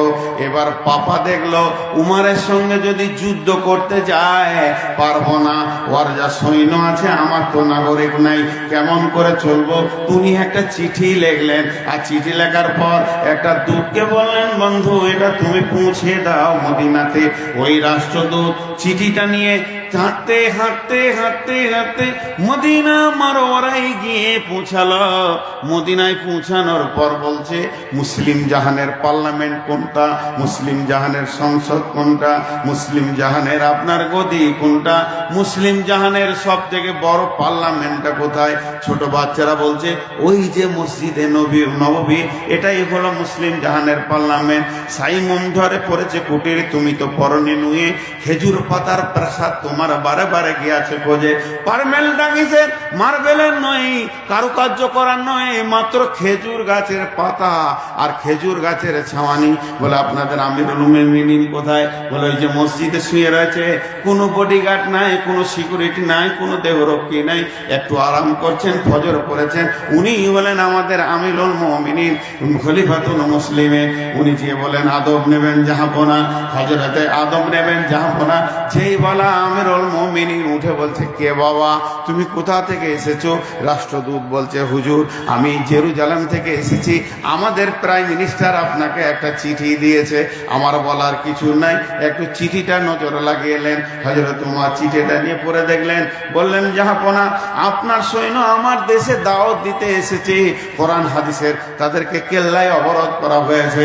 আমি আপনার সাথে যুদ্ধ চাই না, আপনার সঙ্গে সমঝোতা করতে চাই। একবার আপনাকে পত্র দিয়ে আমি আমন্ত্রণ করছি, আপনি আমার দেশে আসেন, দুইজন মিলে একটা আপোষ করে নিব।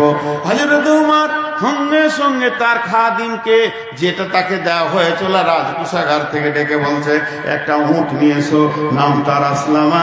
আসলামা একটা উটকে রেডি করো, এক্ষুনি জেরুজালেম যেতে হবে। তারা এখন তাকাজা এসে গেছে, এখন একদম আল্লাহর দ্বীনকে বাড়ানোর জন্য তাকাজা এসেছে। পৃথিবীর সমস্ত কাজ এখন বাতিল, এটাকেই আগে করতে হবে। হযরত উমর উটের ওপরে চড়ে নিলেন, লাগামটা ধরে নিলেন আসলামা, আর কলম ধরে নিল কবি নজরুল ইসলাম। এই ঘটনার উপরে কবি নজরুল ইসলাম একটা কবিতা বলছে, হেরি পশ্চাতে চাহি তুমি চলে আছো রৌদ্র দগ্ধ দূর মরুপথ বহি, জেরুজালেমের কেল্লা যেটাই আছে অবরোধ করে, বীর মুসলিম সেনা দল তব বহুদিন মাস ধরে, দুর্গের দ্বার খুলিবে তারা, বলেছে শত্রু শেষে। উমার যদি গো সন্ধিপত্রে স্বাক্ষর দেয় এসে, হায়রে আদেক দারাল মালিক আমিরুল মুমিনিন। শুনে খবর একাকি উঠে চলেছে বিরামহীন, সাহারা পাড়াইয়ে ঝুলিতে দুখানা শুকনো খুব জরুরি, একটি মশকে এতটুকু পানি, খুরমা 2-3 মুঠি।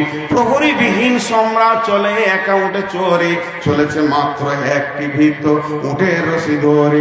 মরুর ঊর্ধ্ব আকাশে সূর্য আগুন বৃষ্টি করে, সেই সে আগুন তাতে খৈসম ফুটে বালুকার মরু পরে।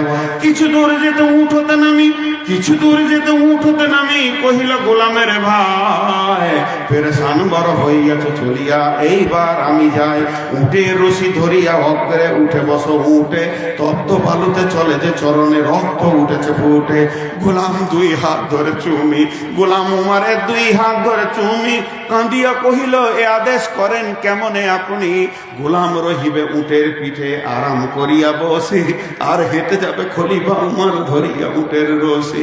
খলিফা হাসিয়া বলে, দেখছে আমি না হাসলেও চাপতে পারবে না। খলিফা হাসিয়া বলে, তুমি জিতে গিয়ে বড় হতে চাও ভাই রে, এমন চলে। রোজ কি এমতে আল্লাহ যেদিন বলিবে উমার ওরে, করিনি খলিফা মুসলিম জাহানের তরে উত্তরে তোরে।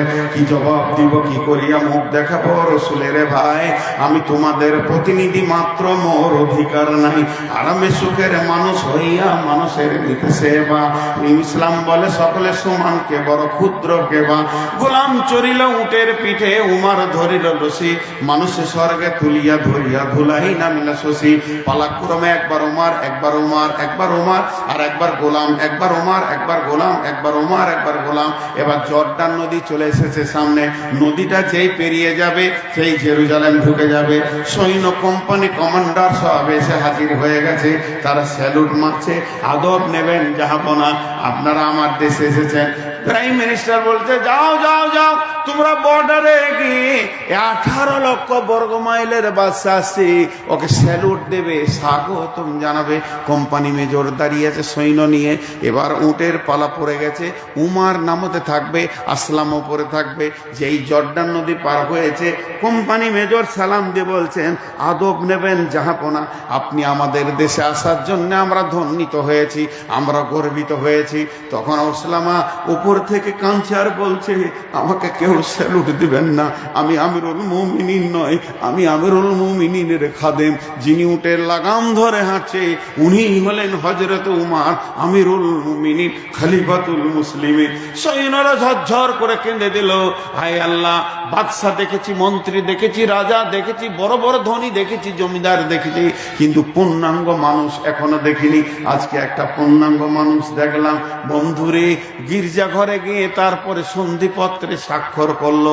স্বাক্ষর হয়ে যাওয়ার পর আর গির্জার পোপকে বলছেন হযরত উমার ভাই, আমাকে 1-2 মিনিট ছেড়ে দেন, 10টা মিনিট ছেড়ে দেন, কিছুক্ষণ আমাকে ছেড়ে দেন।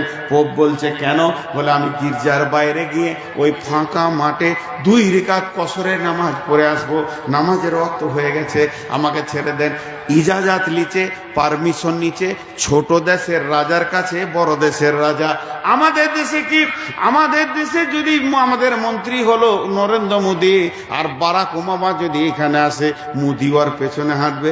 জি না, ইসলাম এটা বলেনি। ইসলাম বলেছে তুমি যে দেশে চলে যাবে সেই দেশের মন্ত্রী তোমার মন্ত্রী। হযরত তোমার ওটা মেনে নিয়েছেন। আমি এখন জেরুজালেমে আছি, আমার মন্ত্রিত্বে কোনো মূল্য নাই, এখানকার যিনি পোপ তিনি আমার মন্ত্রী, তাই তার কাছে আদবের সঙ্গে ছুটি লেছে।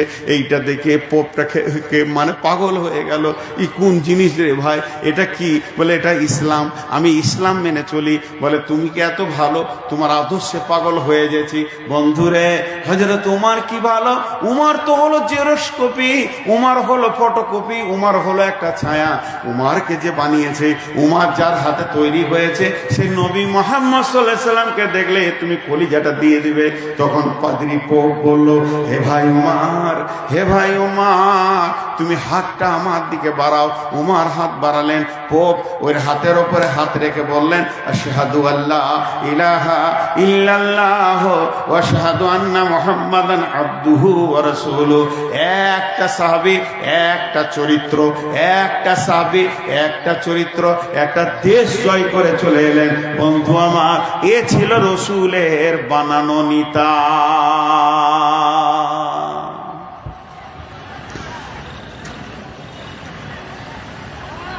চেয়ারটা দিয়ে পাঠাবো? আপনি দাঁড়িয়েছেন, আমার খুব কষ্ট হয়েছে, চেয়ারটা দিয়ে আমি একটু কষ্ট করে নিচে বসে চালিয়ে কত মাস্তান আর দেখবো রে ভাই। আমি ওর প্রেশারের রুগী, সুগার বেড়ে গিয়েছে, লোড নিতে পারছি না।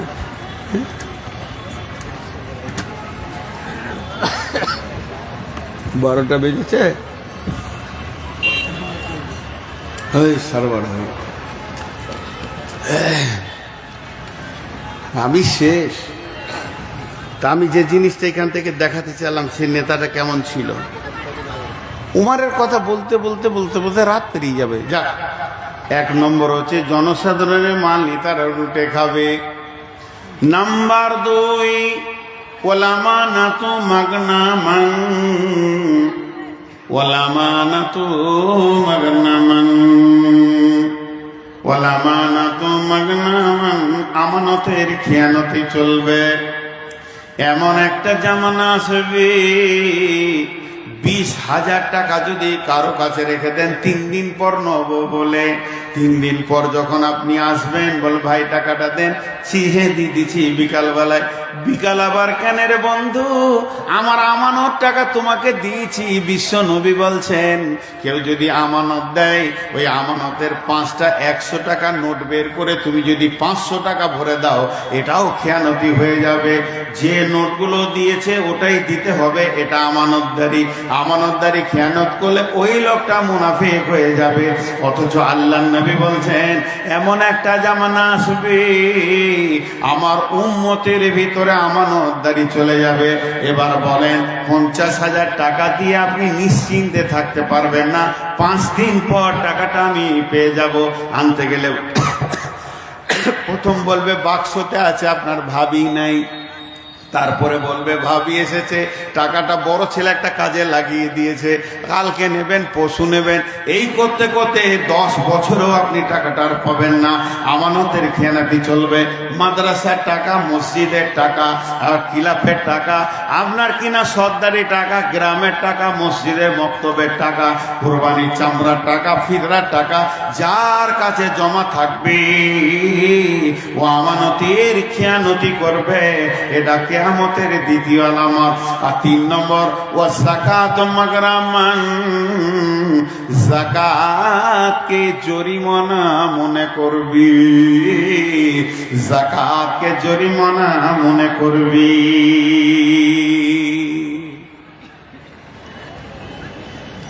কিছুদিন আগে ওয়াকফ বিল নিয়ে লাফালাফি হলো কি হলো না? আরে হ্যাঁ না বলে না?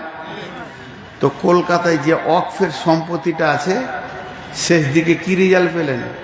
মুসলমানদের ভিতরে কিছু লুটে নিয়েছে বলো। অন্যজন তো লুটেছি, তাদের নাম আমি আর বলবো না, এখনো তারা মন্ত্রী আছে আর কিছু আছে, লুটে নিয়েছে। তো এই ঘটনা ঘটবে, আমানতের খেয়ানতি চলবে, জাকাতকে জরিমানা মনে করবে। জাকাত দিতে বললে ওর মন খারাপ, জাকাত দিতে চাইবে না। কিন্তু জাকাত হচ্ছে এই মুসলমানদের মেরুদণ্ডের হাড়, জাকাত হচ্ছে মুসলমানদের মেরুদণ্ডের হাড়, জাকাত হচ্ছে মুসলমানদের মেরুদণ্ডের হাড়। জাকাতকে ঠিক মতো যদি মুসলমানরা বের করে, তার একটা গরিব থাকবে না। ছোট করে চিন্তা করেন, শুধু মহিষাপুরে যতগুলো ধনী আছে, জাকাত, ওসর, ফিতরা, মালটা এক জায়গায় জমা করেন। 10টা গরিবের ছেলেকে ছোট করে বিজনেস খুলে দেন আর বলেন এই টাকা আমাদের অফিসে জমা হবে, তুমি যা ইনকাম করবে তার থেকে খাও। বছরে যদি 10টা করে ছেলে কাজ পায়, ছোট ছোট বিজনেস পায়, তাহলে 5 বছরে 50টা পাবে। ভিখারি আর থাকবে না। একটা গায়ে অত ভিখারি নেই, ছিল এক জামানায়। উমার বিন আব্দুল আজিজ, যাকে দ্বিতীয় ওমর বলা হয়, ওর জামানায়, ওর জামানার ঘটনা। এটা আমি হাদিস বলছি না, এখন যেটা বলছি ওর জামানার ঘটনা। কেমন হয়েছিল জাকাতের খবর? একটা লোক 5,000 দিরহাম নিয়ে ঘুরছে, গায়ে গায়ে টোলায় টোলায় ঘুরছে, জাকাত লিবে জি, জাকাত। লোক নেই, জাকাত লেওয়ার লোক নাই। 3 দিন ঘোরা হয়ে গেল গায়ে গায়ে, কেউ বলছে না যে জাকাতের টাকাটি আমাকে দাও। শেষকালে মাঠে রোদে একটা গাছতলায় গিয়ে বসে আছে, তো দেখছি একটা লোক ময়লা কাপড় পরে, জুব্বা টুব্বা পরে ওখানে হেঁটে আসছে হন্তদন্ত হয়ে। ও বলছে যাক আলহামদুলিল্লাহ, এবার একটা গরিব পেয়েছি, একটা জাকাতটা দিব, বাড়ি যাবো, আমার ব্যবসা বাণিজ্য 3 দিন থেকে বন্ধ। ওর কাছে যখন এসেছে, আসসালামু আলাইকুম, আগে সালাম করছে আগ্রহ করে, ভালো আছেন ভাই, যাক আপনি এসেছেন, আমি এই জাকাতের মালটা নিয়ে ঘুরছি, কয়েকদিন থেকে বাড়ি ঘর ছেলে পেলে ছেড়ে দিয়েছি ভাই, আজকে 3 দিন হলো জাকাত দেওয়ার লোক পেছি না, তো এই টাকাটা নেন, না আমাকে ছাড়েন। ও বলছে তোর মাথা খারাপ নাকি মিয়া, তোমার কি হয়েছে? বলে জাকাত দিতে এসেছি। কত আছে? 5,000 দিরহাম।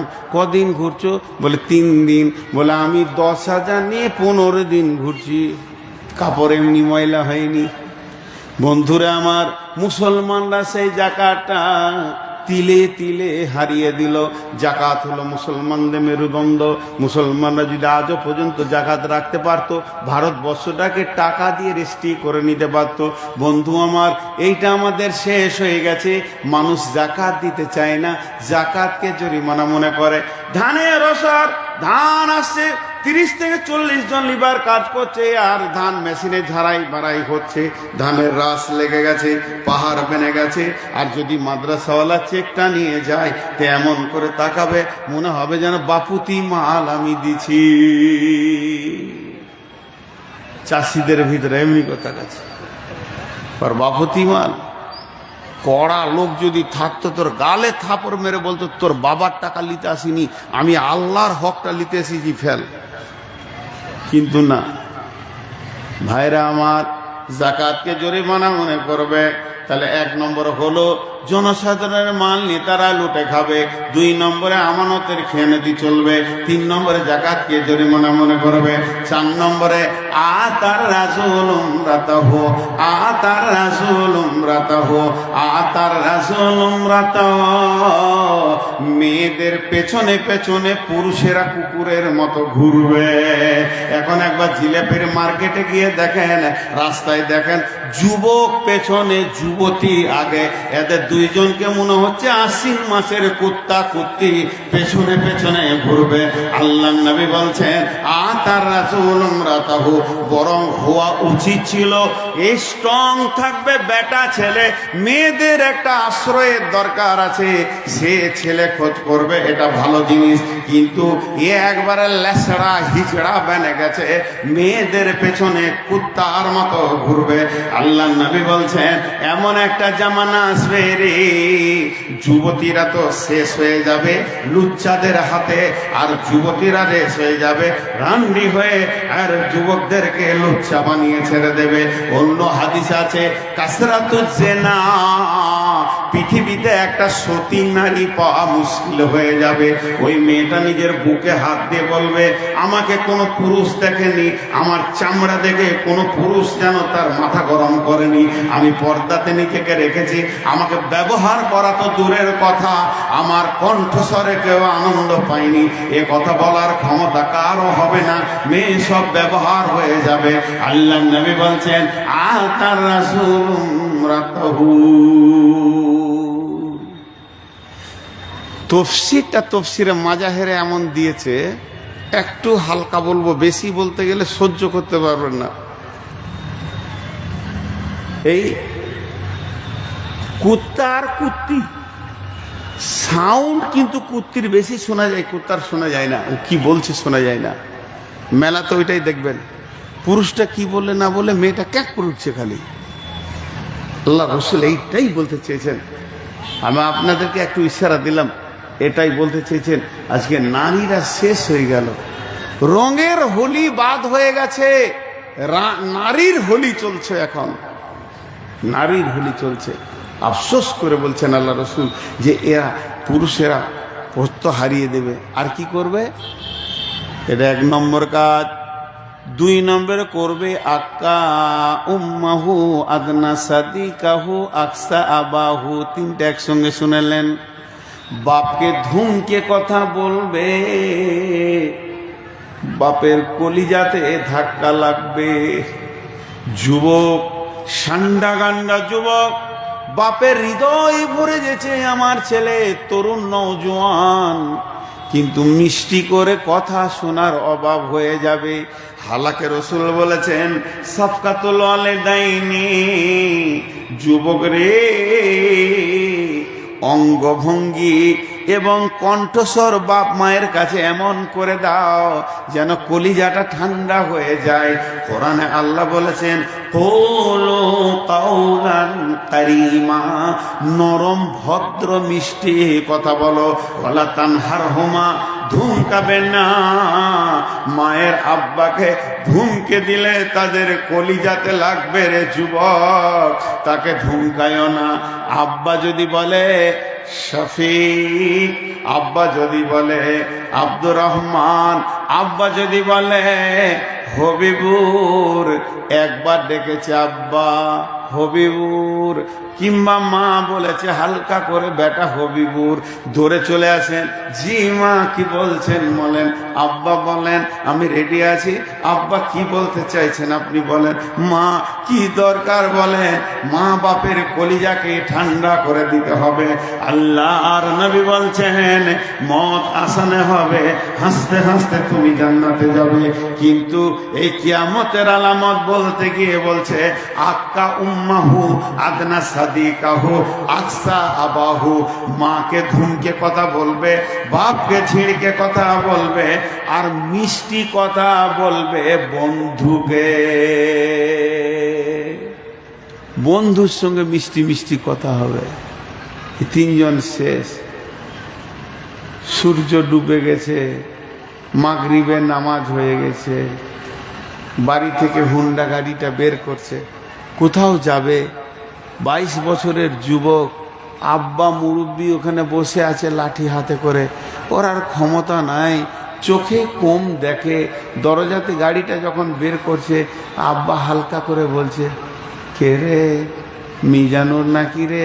ও তো জানে রাতে ছোট বেটাটা ছাড়া কেউ যাবে না। মিজানুর নাকি রে? কোথায় যাবি বাবা? করণ দিকে যাবে বন্ধুর সঙ্গে সার্কেস দেখতে, টুঙ্গি দিকে যাবে। তাই ওই মাগরিব পর বের হয়েছে, কোথায় যাবি বাবা? এই কথাটা যে কত কলিজার ভিতর থেকে বলছে আপনি বুঝতে পারছেন না। চট করে ধুমকি দিলেন, বান বান করো না, বসে থাকো তো, কোথায় যেছি না যেছি, খালি যেখানে যাবো ওখানে মারবো, কোথায় কোথায় কোথাও বকে। বাপকে বকে দিল, চলে গেল সার্কেসে। এবার কথা মিষ্টি বাপ পেল না, মিষ্টি কথা শুরু হলো বন্ধুর সঙ্গে। কি খাবি বল? ল্যাংচা খা, নাহলে ভুলকি মরে 2টি রসগোল্লা খা, চল এটা নে ওটা নে, কোল্ড ড্রিঙ্কস খা, কেমন আছিস বল। মিষ্টি মিষ্টি কথা বলে বন্ধুর সঙ্গে সার্কেস দেখলো। 6টা ঘন্টা কাটিয়ে দিল। ফিরছে যখন রাত্রি 1:45 বেজে গেছে। আড্ডা দিতে দিতে রাত্রি 1:45 বেড়ে গেছে। গাঁওয়ালা ঘুমিয়ে গেছে, মিজানুর এসেছে কিনা দরদ ব্যথা নাই।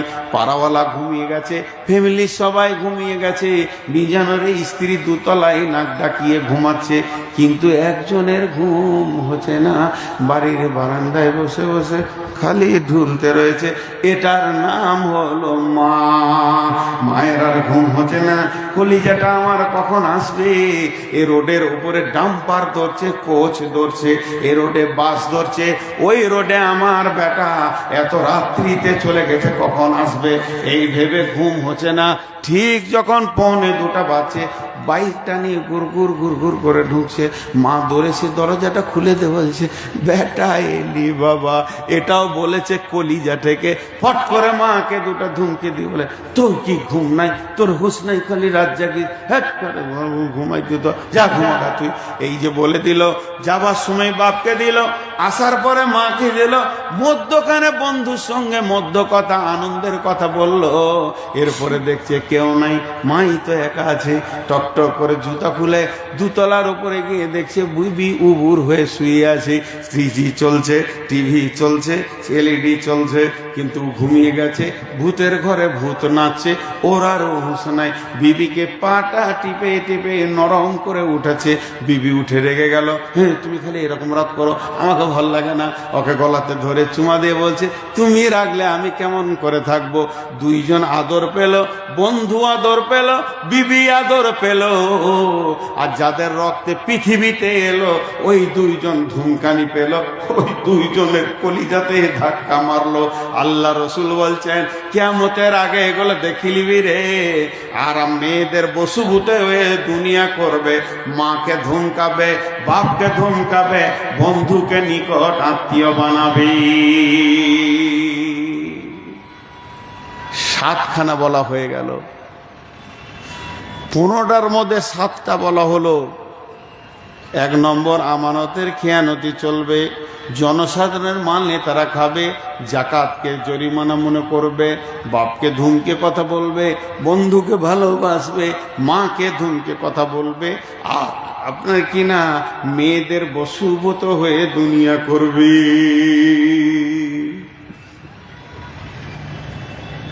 সবই তো উঠে চলে গেছিল।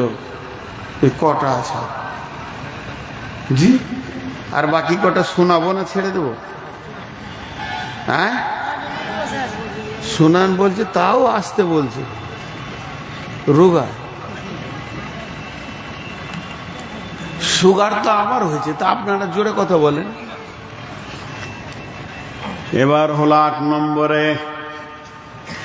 যাহা অতুল্লিমা লিগাইরি দিন, তুল্লিমা লিগাইরি দিন, দিন বেঁধে রেখে বেদিনের শিক্ষার প্রচার প্রসার বেড়ে যাবে। কোরআনের শিক্ষা ছেলেকে দেবে না। মহিষপুরের মাদ্রাসার বয়স কম করে 20 বছর, তার বেশি, তারও বেশি বলছে। এমন ওই এলাকায় মাদ্রাসা আছে বয়স হলো 50 বছর, এইটার বাড়ছে না, ওই রকমই হয়ে আছে। মনে হচ্ছে যেন রুগী হয়ে গেছে মাদ্রাসাটাই 3খানা। কিন্তু এখানে যদি ইংলিশ মিডিয়ামের একটা মিশন করা হয়, 3 দিনে তত্তর করে 5 তলা বিল্ডিং হয়ে যাবে। কার টাকাতে হবে? ওই মিশন মালিকের টাকাতে নয়, এর সেক্রেটারির টাকাতে নয়, বরং ছাত্রের বাপের টাকাতে হবে। একটা ছেলে 2 নম্বরের জন্য ভর্তি হতে পারেনি, 1,40,000 টাকা ডোনেশন দিয়ে, ঘোষ দিয়ে তারপরে বলছে ভর্তি করে নাও। এইভাবে গেছে। তার মানে মেন্টাল অবস্থাটা কেমন? বাপ মায়ের মেন্টাল অবস্থাটা হয়ে গেছে। মিশনে পড়াতে হবে, মিশনে পড়াতে হবে, ইংরেজি পড়াতে হবে, ইংরেজি পড়াতে হবে। মিশনে দিলে আমার ছেলে মানুষ হবে, মাদ্রাসায় দিলে মানুষ হবে না। বন্ধু আমার, ডালখোলা স্টেশনে কাঞ্চনটা এসে দাঁড়িয়েছে, কামরূপ এক্সপ্রেস দাঁড়িয়েছে। একবার আপনি ডালখোলায় চলে যান।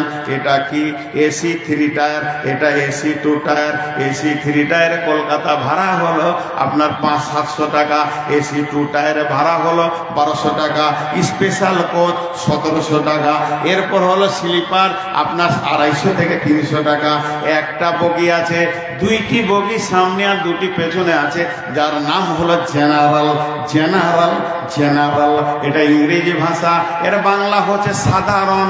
সাধারণ ওটা কোনো ক্লাস নাই, সেকেন্ড ক্লাস ফার্স্ট ক্লাস নাই, ওটা কোনো স্লিপার নাই।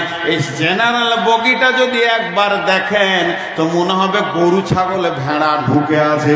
এই জেনারেল। তাহলে পৃথিবীতে যত শিক্ষা আছে, মাদ্রাসার শিক্ষা আর মক্তবের শিক্ষা আর জামিয়ার শিক্ষা, মদিনা ভার্সিটির শিক্ষা, এই কোরআনের শিক্ষা, এটা জেনারেল নয়, এটা অসাধারণ শিক্ষা। আর যত প্রাইমারি, হাই স্কুল, কলেজ এবং ইউনিভার্সিটির শিক্ষা, এই শিক্ষাটার নাম হলো জেনারেল শিক্ষা, তার মানে সাধারণ শিক্ষা। মা বাপ নিজের ছেলেকে গরু ছাগলের বগিতে ঠেলে ভরে দিচ্ছে, ঢুকে যা, আর স্লিপারে দিচ্ছে না। তার কারণে এদের মাথা বিগার নিয়েছে। মনে ভাবছে আমার ছেলে ডাক্তার হবে, মানুষ হবে, ইঞ্জিনিয়ার হবে, মানুষ হবে। বন্ধুরে, কলম নেল লিখেলেন, নূর মোহাম্মদ মরে গেলে হয়তো সাউন্ড আর আসবে না। আপনার ছেলে ইঞ্জিনিয়ার যদি হয়, আর যদি একবার ভালো ডাক্তারে সার্জেন হয়ে যায়, অফিসার হয়ে যায়, বউটা সেই মতো ঘরে আসবে। আপনার সংসারে কোনো মূল্য থাকবে না, চাকর ছাড়া আপনার কোনো মূল্য থাকবে না। জেনে রেখে দেন, ওই ছেলে আপনাকে সুখের ভাত দেবে না, আপনাকে টাকা পয়সা দিয়ে বৃদ্ধাশ্রমে পাঠিয়ে দেবে। আর অসাধারণ শিক্ষা, মা কি আব্বা কি এদের কাছে কেমন করে চলতে হয়, এটা যদি একবার কোরআন থেকে পেয়ে যায়, ছেলে আপনার কাছে সারা জীবন কাঁচুমুচু হয়ে থাকবে।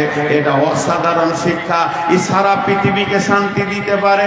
ডাক্তার মরে গেলে পড়া শেষ, ইঞ্জিনিয়ার মরে গেল বুদ্ধি শেষ, উকিল মরে গেল বুদ্ধি শেষ, জজ জজগিরি শেষ হয়ে গেল।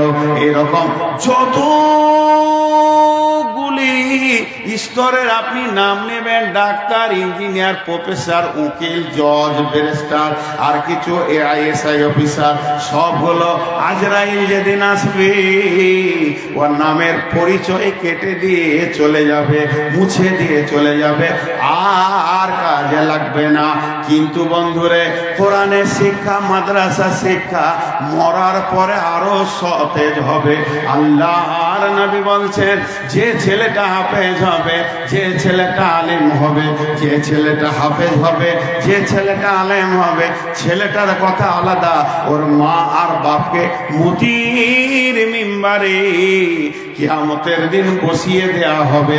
গোটা কিয়ামতের ময়দানের লোক তাকাবার বলবে, ওই মেয়েটির পেটে বাচ্চাটা আলেম না হলে হাফেজ, ওই ছেলেটার পেটের বাচ্চাটা আলেম কিংবা হাফেজ হয়েছে। আল্লাহ এত সম্মান দিয়েছে। পৃথিবীতে বাঁচবেন কতদিন? 50 বছর নাই 100 বছর। পৃথিবীতে বাঁচবেন কতদিন? আমি ধরে নিলাম 50 নাই সর্বোচ্চ 100 বছর। আর মতির মিম্বারে বসে থাকবেন কতদিন? 50,000 বছর। তাহলে জেনেলেন আবাদান আবাদান জিন্দেগি। আল্লাহর নবী বলছেন, আফসোস, অরিজিনাল শিক্ষাটা বাদ দিয়ে ওরা আলোচনা করবে।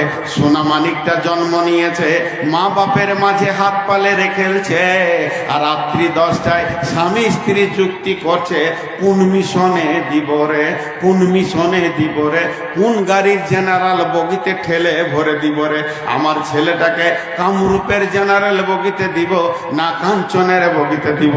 এদের মাথাতে একবারও আসছে না ছেলেটাকে আমি আল্লাহর কালাম পাকের হাফেজ বানাবো। এটা হলো 8 নম্বরে আলামত আপনার কিনা এই মানুষ কোরআনের শিক্ষা বাদ দিয়ে বেদিনী শিক্ষার পেছনে পড়ে যাবি।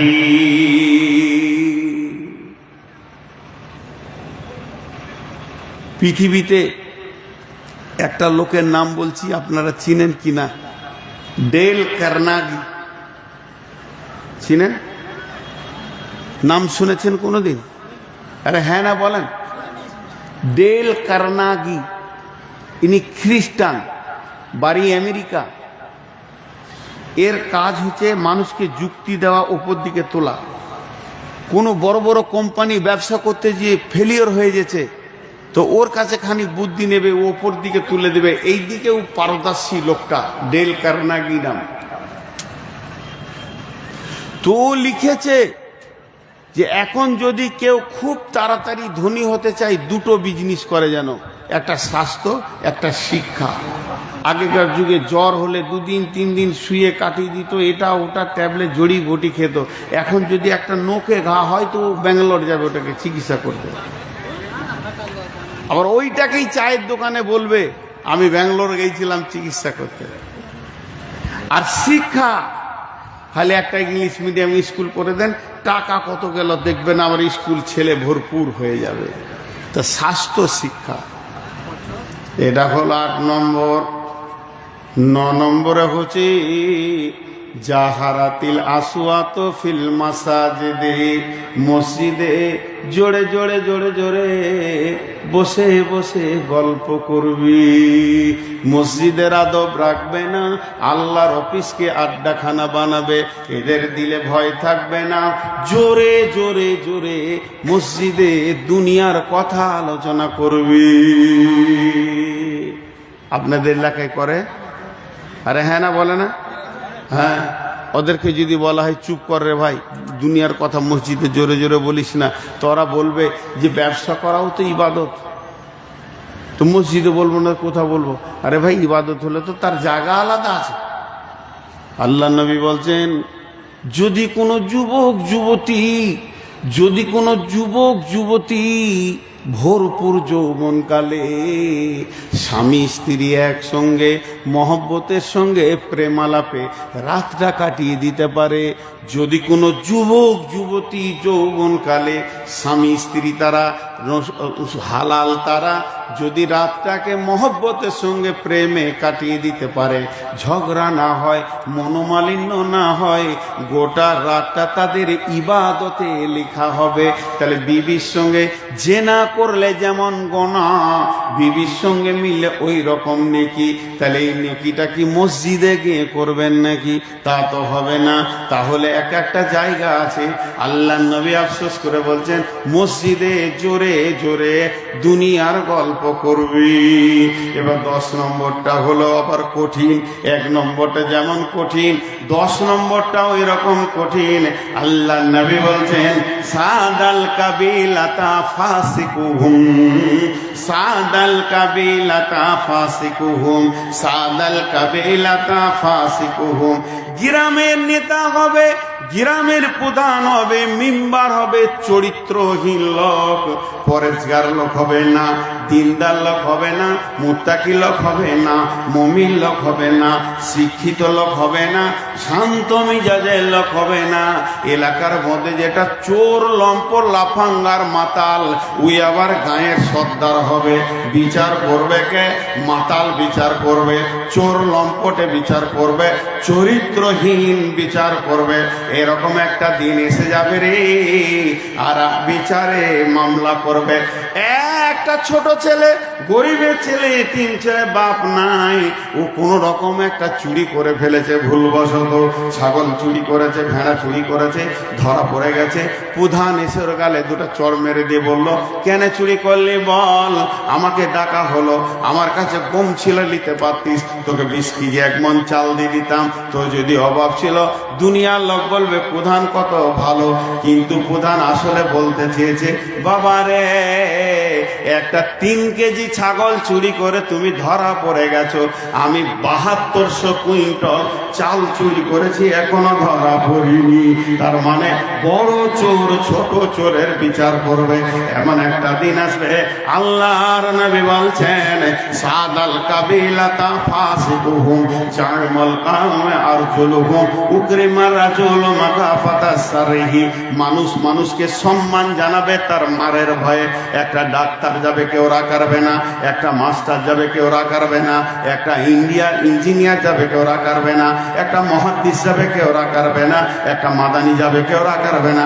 আর এলাকার গুন্ডা নেতাটা যখন পেরিয়ে যাবে, সবাই খালি বলবে ভাই ভালো আছেন, আসেন চা খেয়ে যান। তার মানে মারের ভয়ে সম্মান দিয়া দিয়ে চলবে। এমন একটা জামানা আসবে, আল্লাহর নবী বলছেন যারা প্রধান হবে, মেম্বার হবে, গায়ের নেতা হবে, নিজের নামটা সই করতে পারবে না, ছাগলের রাখা গদিতে গিয়ে বসবে।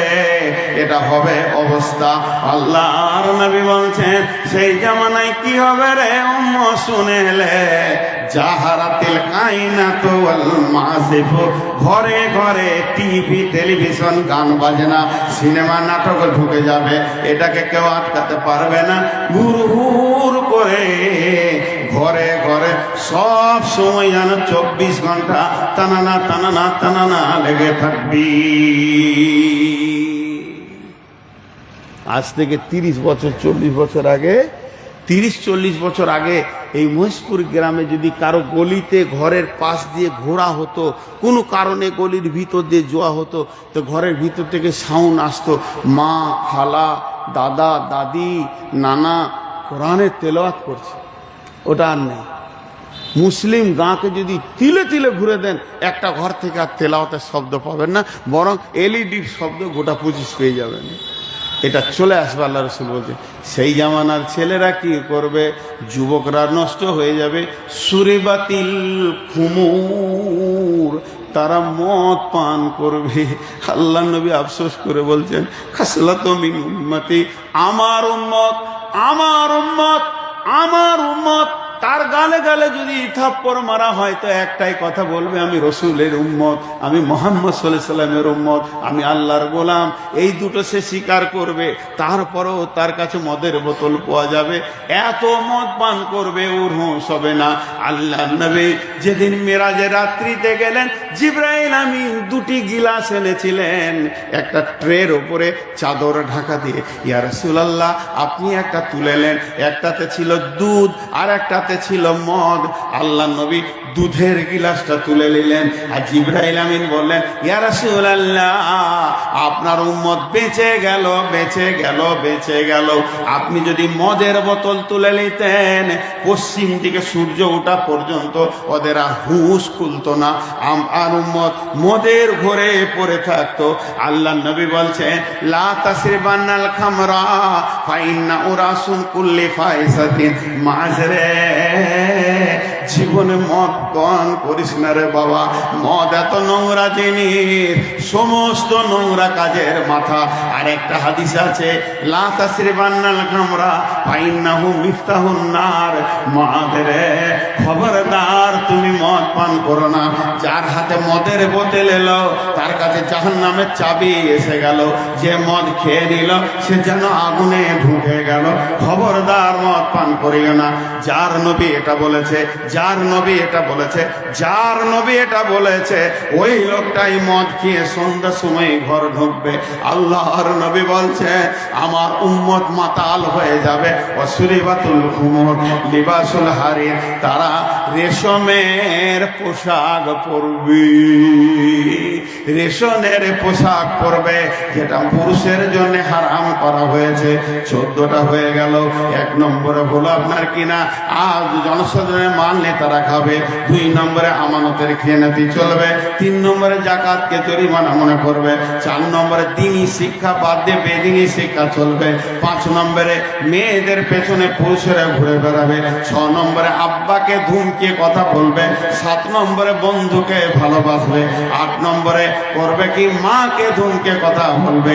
9 নম্বরে মসজিদে জোরে জোরে কথা বলবে। 10 নম্বরে চরিত্রহীন গায়ের নেতা হবে। 11 নম্বরে নিরক্ষর বদমাশ বেঈমানেরা নেতৃত্বের গদিতে বসবে। 12 নম্বরে মানুষ মানুষকে ভয় করবে, সালাম দিবে তার মায়ের ভয়ে। আর 13 নম্বরে মদ পান করবে। 14 নম্বরে রেশনের পোশাক পরবে। আর 15 নম্বরটা শুনতে গেলে কলিজাতে লাগবে। আপনাদেরকে একটা ছোট করে কথা জিজ্ঞেস করছি, ছোট্ট করে, বেশি লম্বা করে জিজ্ঞেস করব না। আগেকার যুগের লোকেরা তাদের বুদ্ধি কম ছিল, মোটা বুদ্ধি, সাদা সিধে মানুষ ছিল, হুঁশ টুস কম ছিল। আর এখনকার যুগের মানুষের হাতে হাতে কম্পিউটার চলে এসছে, এরা হলো সব থেকে বুদ্ধিমান। ঠিক না ভুল? কথা বলে না। আমি যে কথাটা জিজ্ঞেস করলাম, একবার যদি আপনি সমর্থন করেন, আপনার কি বংশমর্যাদা কমে যাবে? একবার বলেন না ভাই। আগেকার লোকেরা সাদা সিধে ছিল, বুদ্ধি কম ছিল, হুঁশটুস কম ছিল, সাদা সিধে জিন্দিগি করেছে। আর এখনকার লোকেরা হচ্ছে চালাক, এদের হাতে কম্পিউটার এসেছে, মূর্খ থেকে মূর্খ বুদ্ধিমান হয়ে গেছে। ঠিক না ভুল? এইটাই আফসোস করেছে আল্লাহ রাসূল, এইটাই আফসোস করেছে। এখনকার যুগে যত চোর, লাফাঙ্গার, লম্পট, এরা বলবে আমরা ভালো বুদ্ধিমান, ওরা কম বুদ্ধি। আসলে পৃথিবীতে মানুষ শুরু হয়েছে হযরত আদমকে দিয়ে, আর প্রথম সিলসিলা সবগুলো নবী ছিল। তাহলে ওদের বুদ্ধি কম ছিল? তাহলে তো বুদ্ধি কম ছিল, নবীগুলো তো প্রথমে এসছে। আর এখনকার চোর, লম্পট, লাফাঙ্গার কটা বেঁচে আছে, ডাকাত কটা, এরা বলছে আমরা চালাক। আল্লাহ নবী এটা বলেছেন, লানা হাযিহিল উম্মাতু আউয়ালুহা, লানা হাযিহিল উম্মাতু আউয়ালুহা। আমার এই শেষ উম্মতগুলো আগেকার উম্মতদেরকে লানত করবে। তাদের বুদ্ধি ছিল না, কম বুদ্ধি ছিল। হালাকে তাদের বুদ্ধি বেশি ছিল। পৃথিবীর মুখে তারা মুতে দিয়েছে, পৃথিবীর চোপালে লাত মেরে দিয়েছে, পৃথিবীকে তারা সাজায়নি, আল্লাহকে রাজি রেখেছে। তাদের কত বুদ্ধি ছিল, আসল কাজটা তারা করে রেখেছে। আমরা পৃথিবীকে আঁকড়ে ধরেছি, আল্লাহকে ছেড়ে দিয়েছি, রসুলকে ছেড়ে দিয়েছি। এটাই হচ্ছে পার্থক্য। বিশ্বনবী বলছেন, যখন এই 15টা জিনিস দেখবে, তখন জেনে নাও কয়েকটা জিনিস পৃথিবীতে দেখতে পাবে। ঘন ঘন ভূমিকম্প হবে, বন্যা হবে, মহামারী হবে, আর ঘন ঘন ভূমিধস হবে, ঘূর্ণিঝড় আসবে, লাল ঝড় উঠবে। জেনে নাও কিয়ামত কাছিয়ে গেছে, কিয়ামত কাছিয়ে গেছে। যতটি লোক বসে আছেন একজন উঠবেন না। আমি ঘড়ি দেখছি পুরো 12টা বাজছে, 1টা বাজছে, একজনও উঠবেন না। আপনাদেরকে আমি বেশি সময় নেব। একটা আছে নাকি টেবিলটা? একটা আছে। আমি আপনাদেরকে বলি, আগে মা বোনদেরকে বলিলি 1 মিনিট। মা বোন, আজকে আমার বক্তব্যের বিষয় ছিল কিয়ামতের আলামত, শেষ করেছি। আমি দোয়া দিব, তারপরে উঠবেন। আমি আজকে যতগুলো মেয়ে এখানে আছেন প্যান্ডেলের ভিতরে, 1 মিনিটের জন্য আমাকে আপনারা দুটো সম্পর্কে মনে করলেন, হয় আমি আপনাদের বেটা আর না হয় আপনারা আমার বেটি। যেটি ছেলে মানুষ আছেন আমার বেটি, আমি আপনাদের আব্বা হিসেবে বলছি, বেটি 100টা টাকা 500টা টাকা একটা 10 টাকা দাও, আমি তোমার কাছে চাইছি। আর যেগুলো আমার মা আছেন, আমি এতিম, আমার 5 বছরে, এখন তার এতিম নয়, 5 বছরে মা মারা গেছে, আপনারাই আমার মা আপনার কাছে আমি একটা 100 টাকা 10 টাকা 20 টাকা 50 টাকা চাইছি। আমার তরফ থেকে আরেকবার চাদর যাচ্ছে, আপনারা প্রাণ খুলে দেন। আমার সামনে যারা আছেন তাদের কাছে আমি টাইম নিলাম 5 মিনিট। 5 মিনিট আমি পার করব না। 5 মিনিট যদি আমি পার করি তো আপনারা আমাকে বলবেন আপনার ওয়াদা ঠিক নাই। শুধু আপনাদের হাতগুলো ধরে বলছি 5 মিনিট উঠবেন না।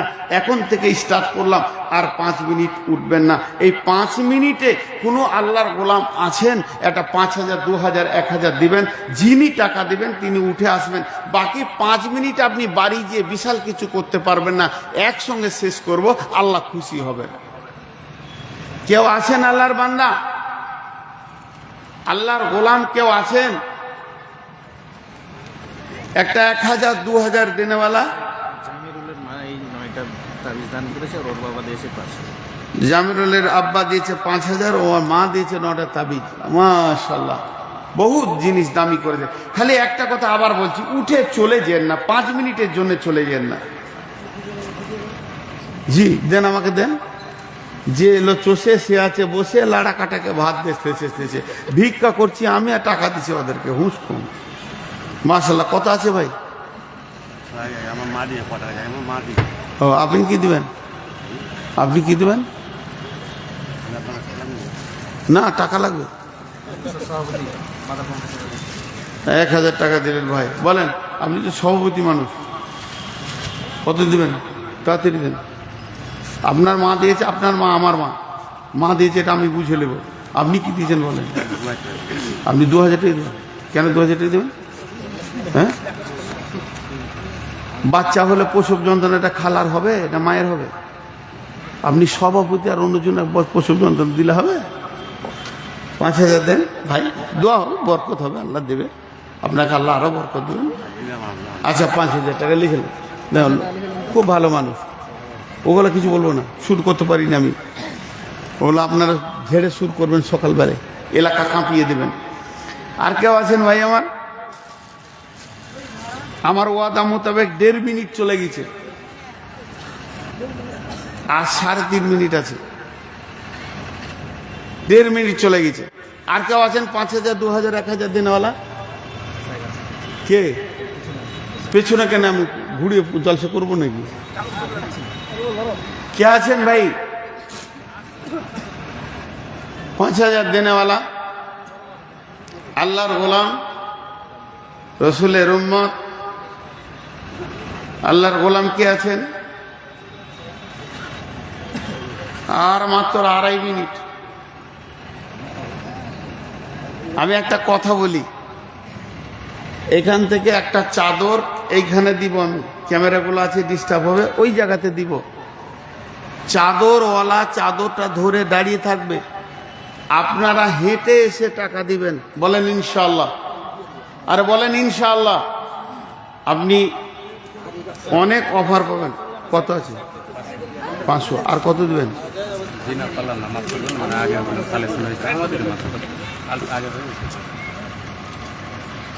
খুব চালাক, বলছে আগামী এমপিতে দাঁড়াবো, আমার জন্য দোয়া করবেন। কত? কেউ মারছে নাকি আপনাকে? সরে পালা জন্য তাড়াতাড়ি আমাকে গুনতে দিতে হবে। আমি ওরকম আদায় করি না, আমি করি না ওরকম। ওই ধরে ধরে আদায় করা ভালো লাগে না। ওর পায়ে দেয়াল দাও, খালু বলো, বাপ বলো, আমি পারবো না। আমার বাপ আছে, খালু আছে, গাদা কত হচ্ছে 7, দেখে আর 3 বার করে ঠিক আছে দিয়ে দিচ্ছি। মাশাআল্লাহ। আর কেউ আছে ওই জোর করে 10,000 20,000 লিখে নিবে, দে অঙ্ক শোনাবে রাতে যে অনাদায় এখন ডিউ আছে 27 লাখ, যে 3 বছরে দেয় না, 7 বছরও দেয় না। জি ভাই, আর কেউ আছেন? এই চাদরওয়ালা এখানে যান, আমি আমার ওয়াদা ঠিক রাখবো। এখন আমি দোয়া দিচ্ছি, আপনারা জোরে জোরে আমিন বলেন। চাদরওয়ালা কই? একটা চাদর এখানে যাক, আমি 2 মিনিট আরো থাকছি তো। এর আদায় নিবে না, টাকা বেশি হয়ে গেছে, এক্সেস জায়গা হচ্ছে না, আর দিয়েন না। আমার নাম নবাব, কিছু নাই অভাব, ভিক্ষা করা স্বভাব। সবটি দাও গুনেলি না, তাহলে এই একটা হবে না, আটকে দাও। খাবা কোথা করো, অত করলে টাকা চোখের সামনে নিয়ে কত আছে, ওইখানটাতে যান, ওইখানটাই।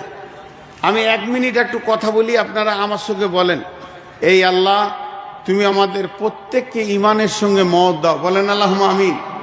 আমাদের মা বাপ ভাই বোন যারা কবরে চলে গেছে তাদেরকে তুমি মাফ করো, বলেন আল্লাহুম্মা আমিন। আমি দোয়া দিচ্ছি, আমিন বলেন। এই আল্লাহ এই মাদ্রাসাকে তুমি কবুল করে নাও, আল্লাহুম্মা আমিন। এবার সকলে দোয়া পড়েন, সুবহানাকা আল্লাহুম্মা ওয়া বিহামদিকা আশহাদু আল্লা ইলাহা ইল্লা আনতা আস্তাগফিরুকা ওয়া আতুবু ইলাইকা। আচ্ছা, বড় দিদি নামে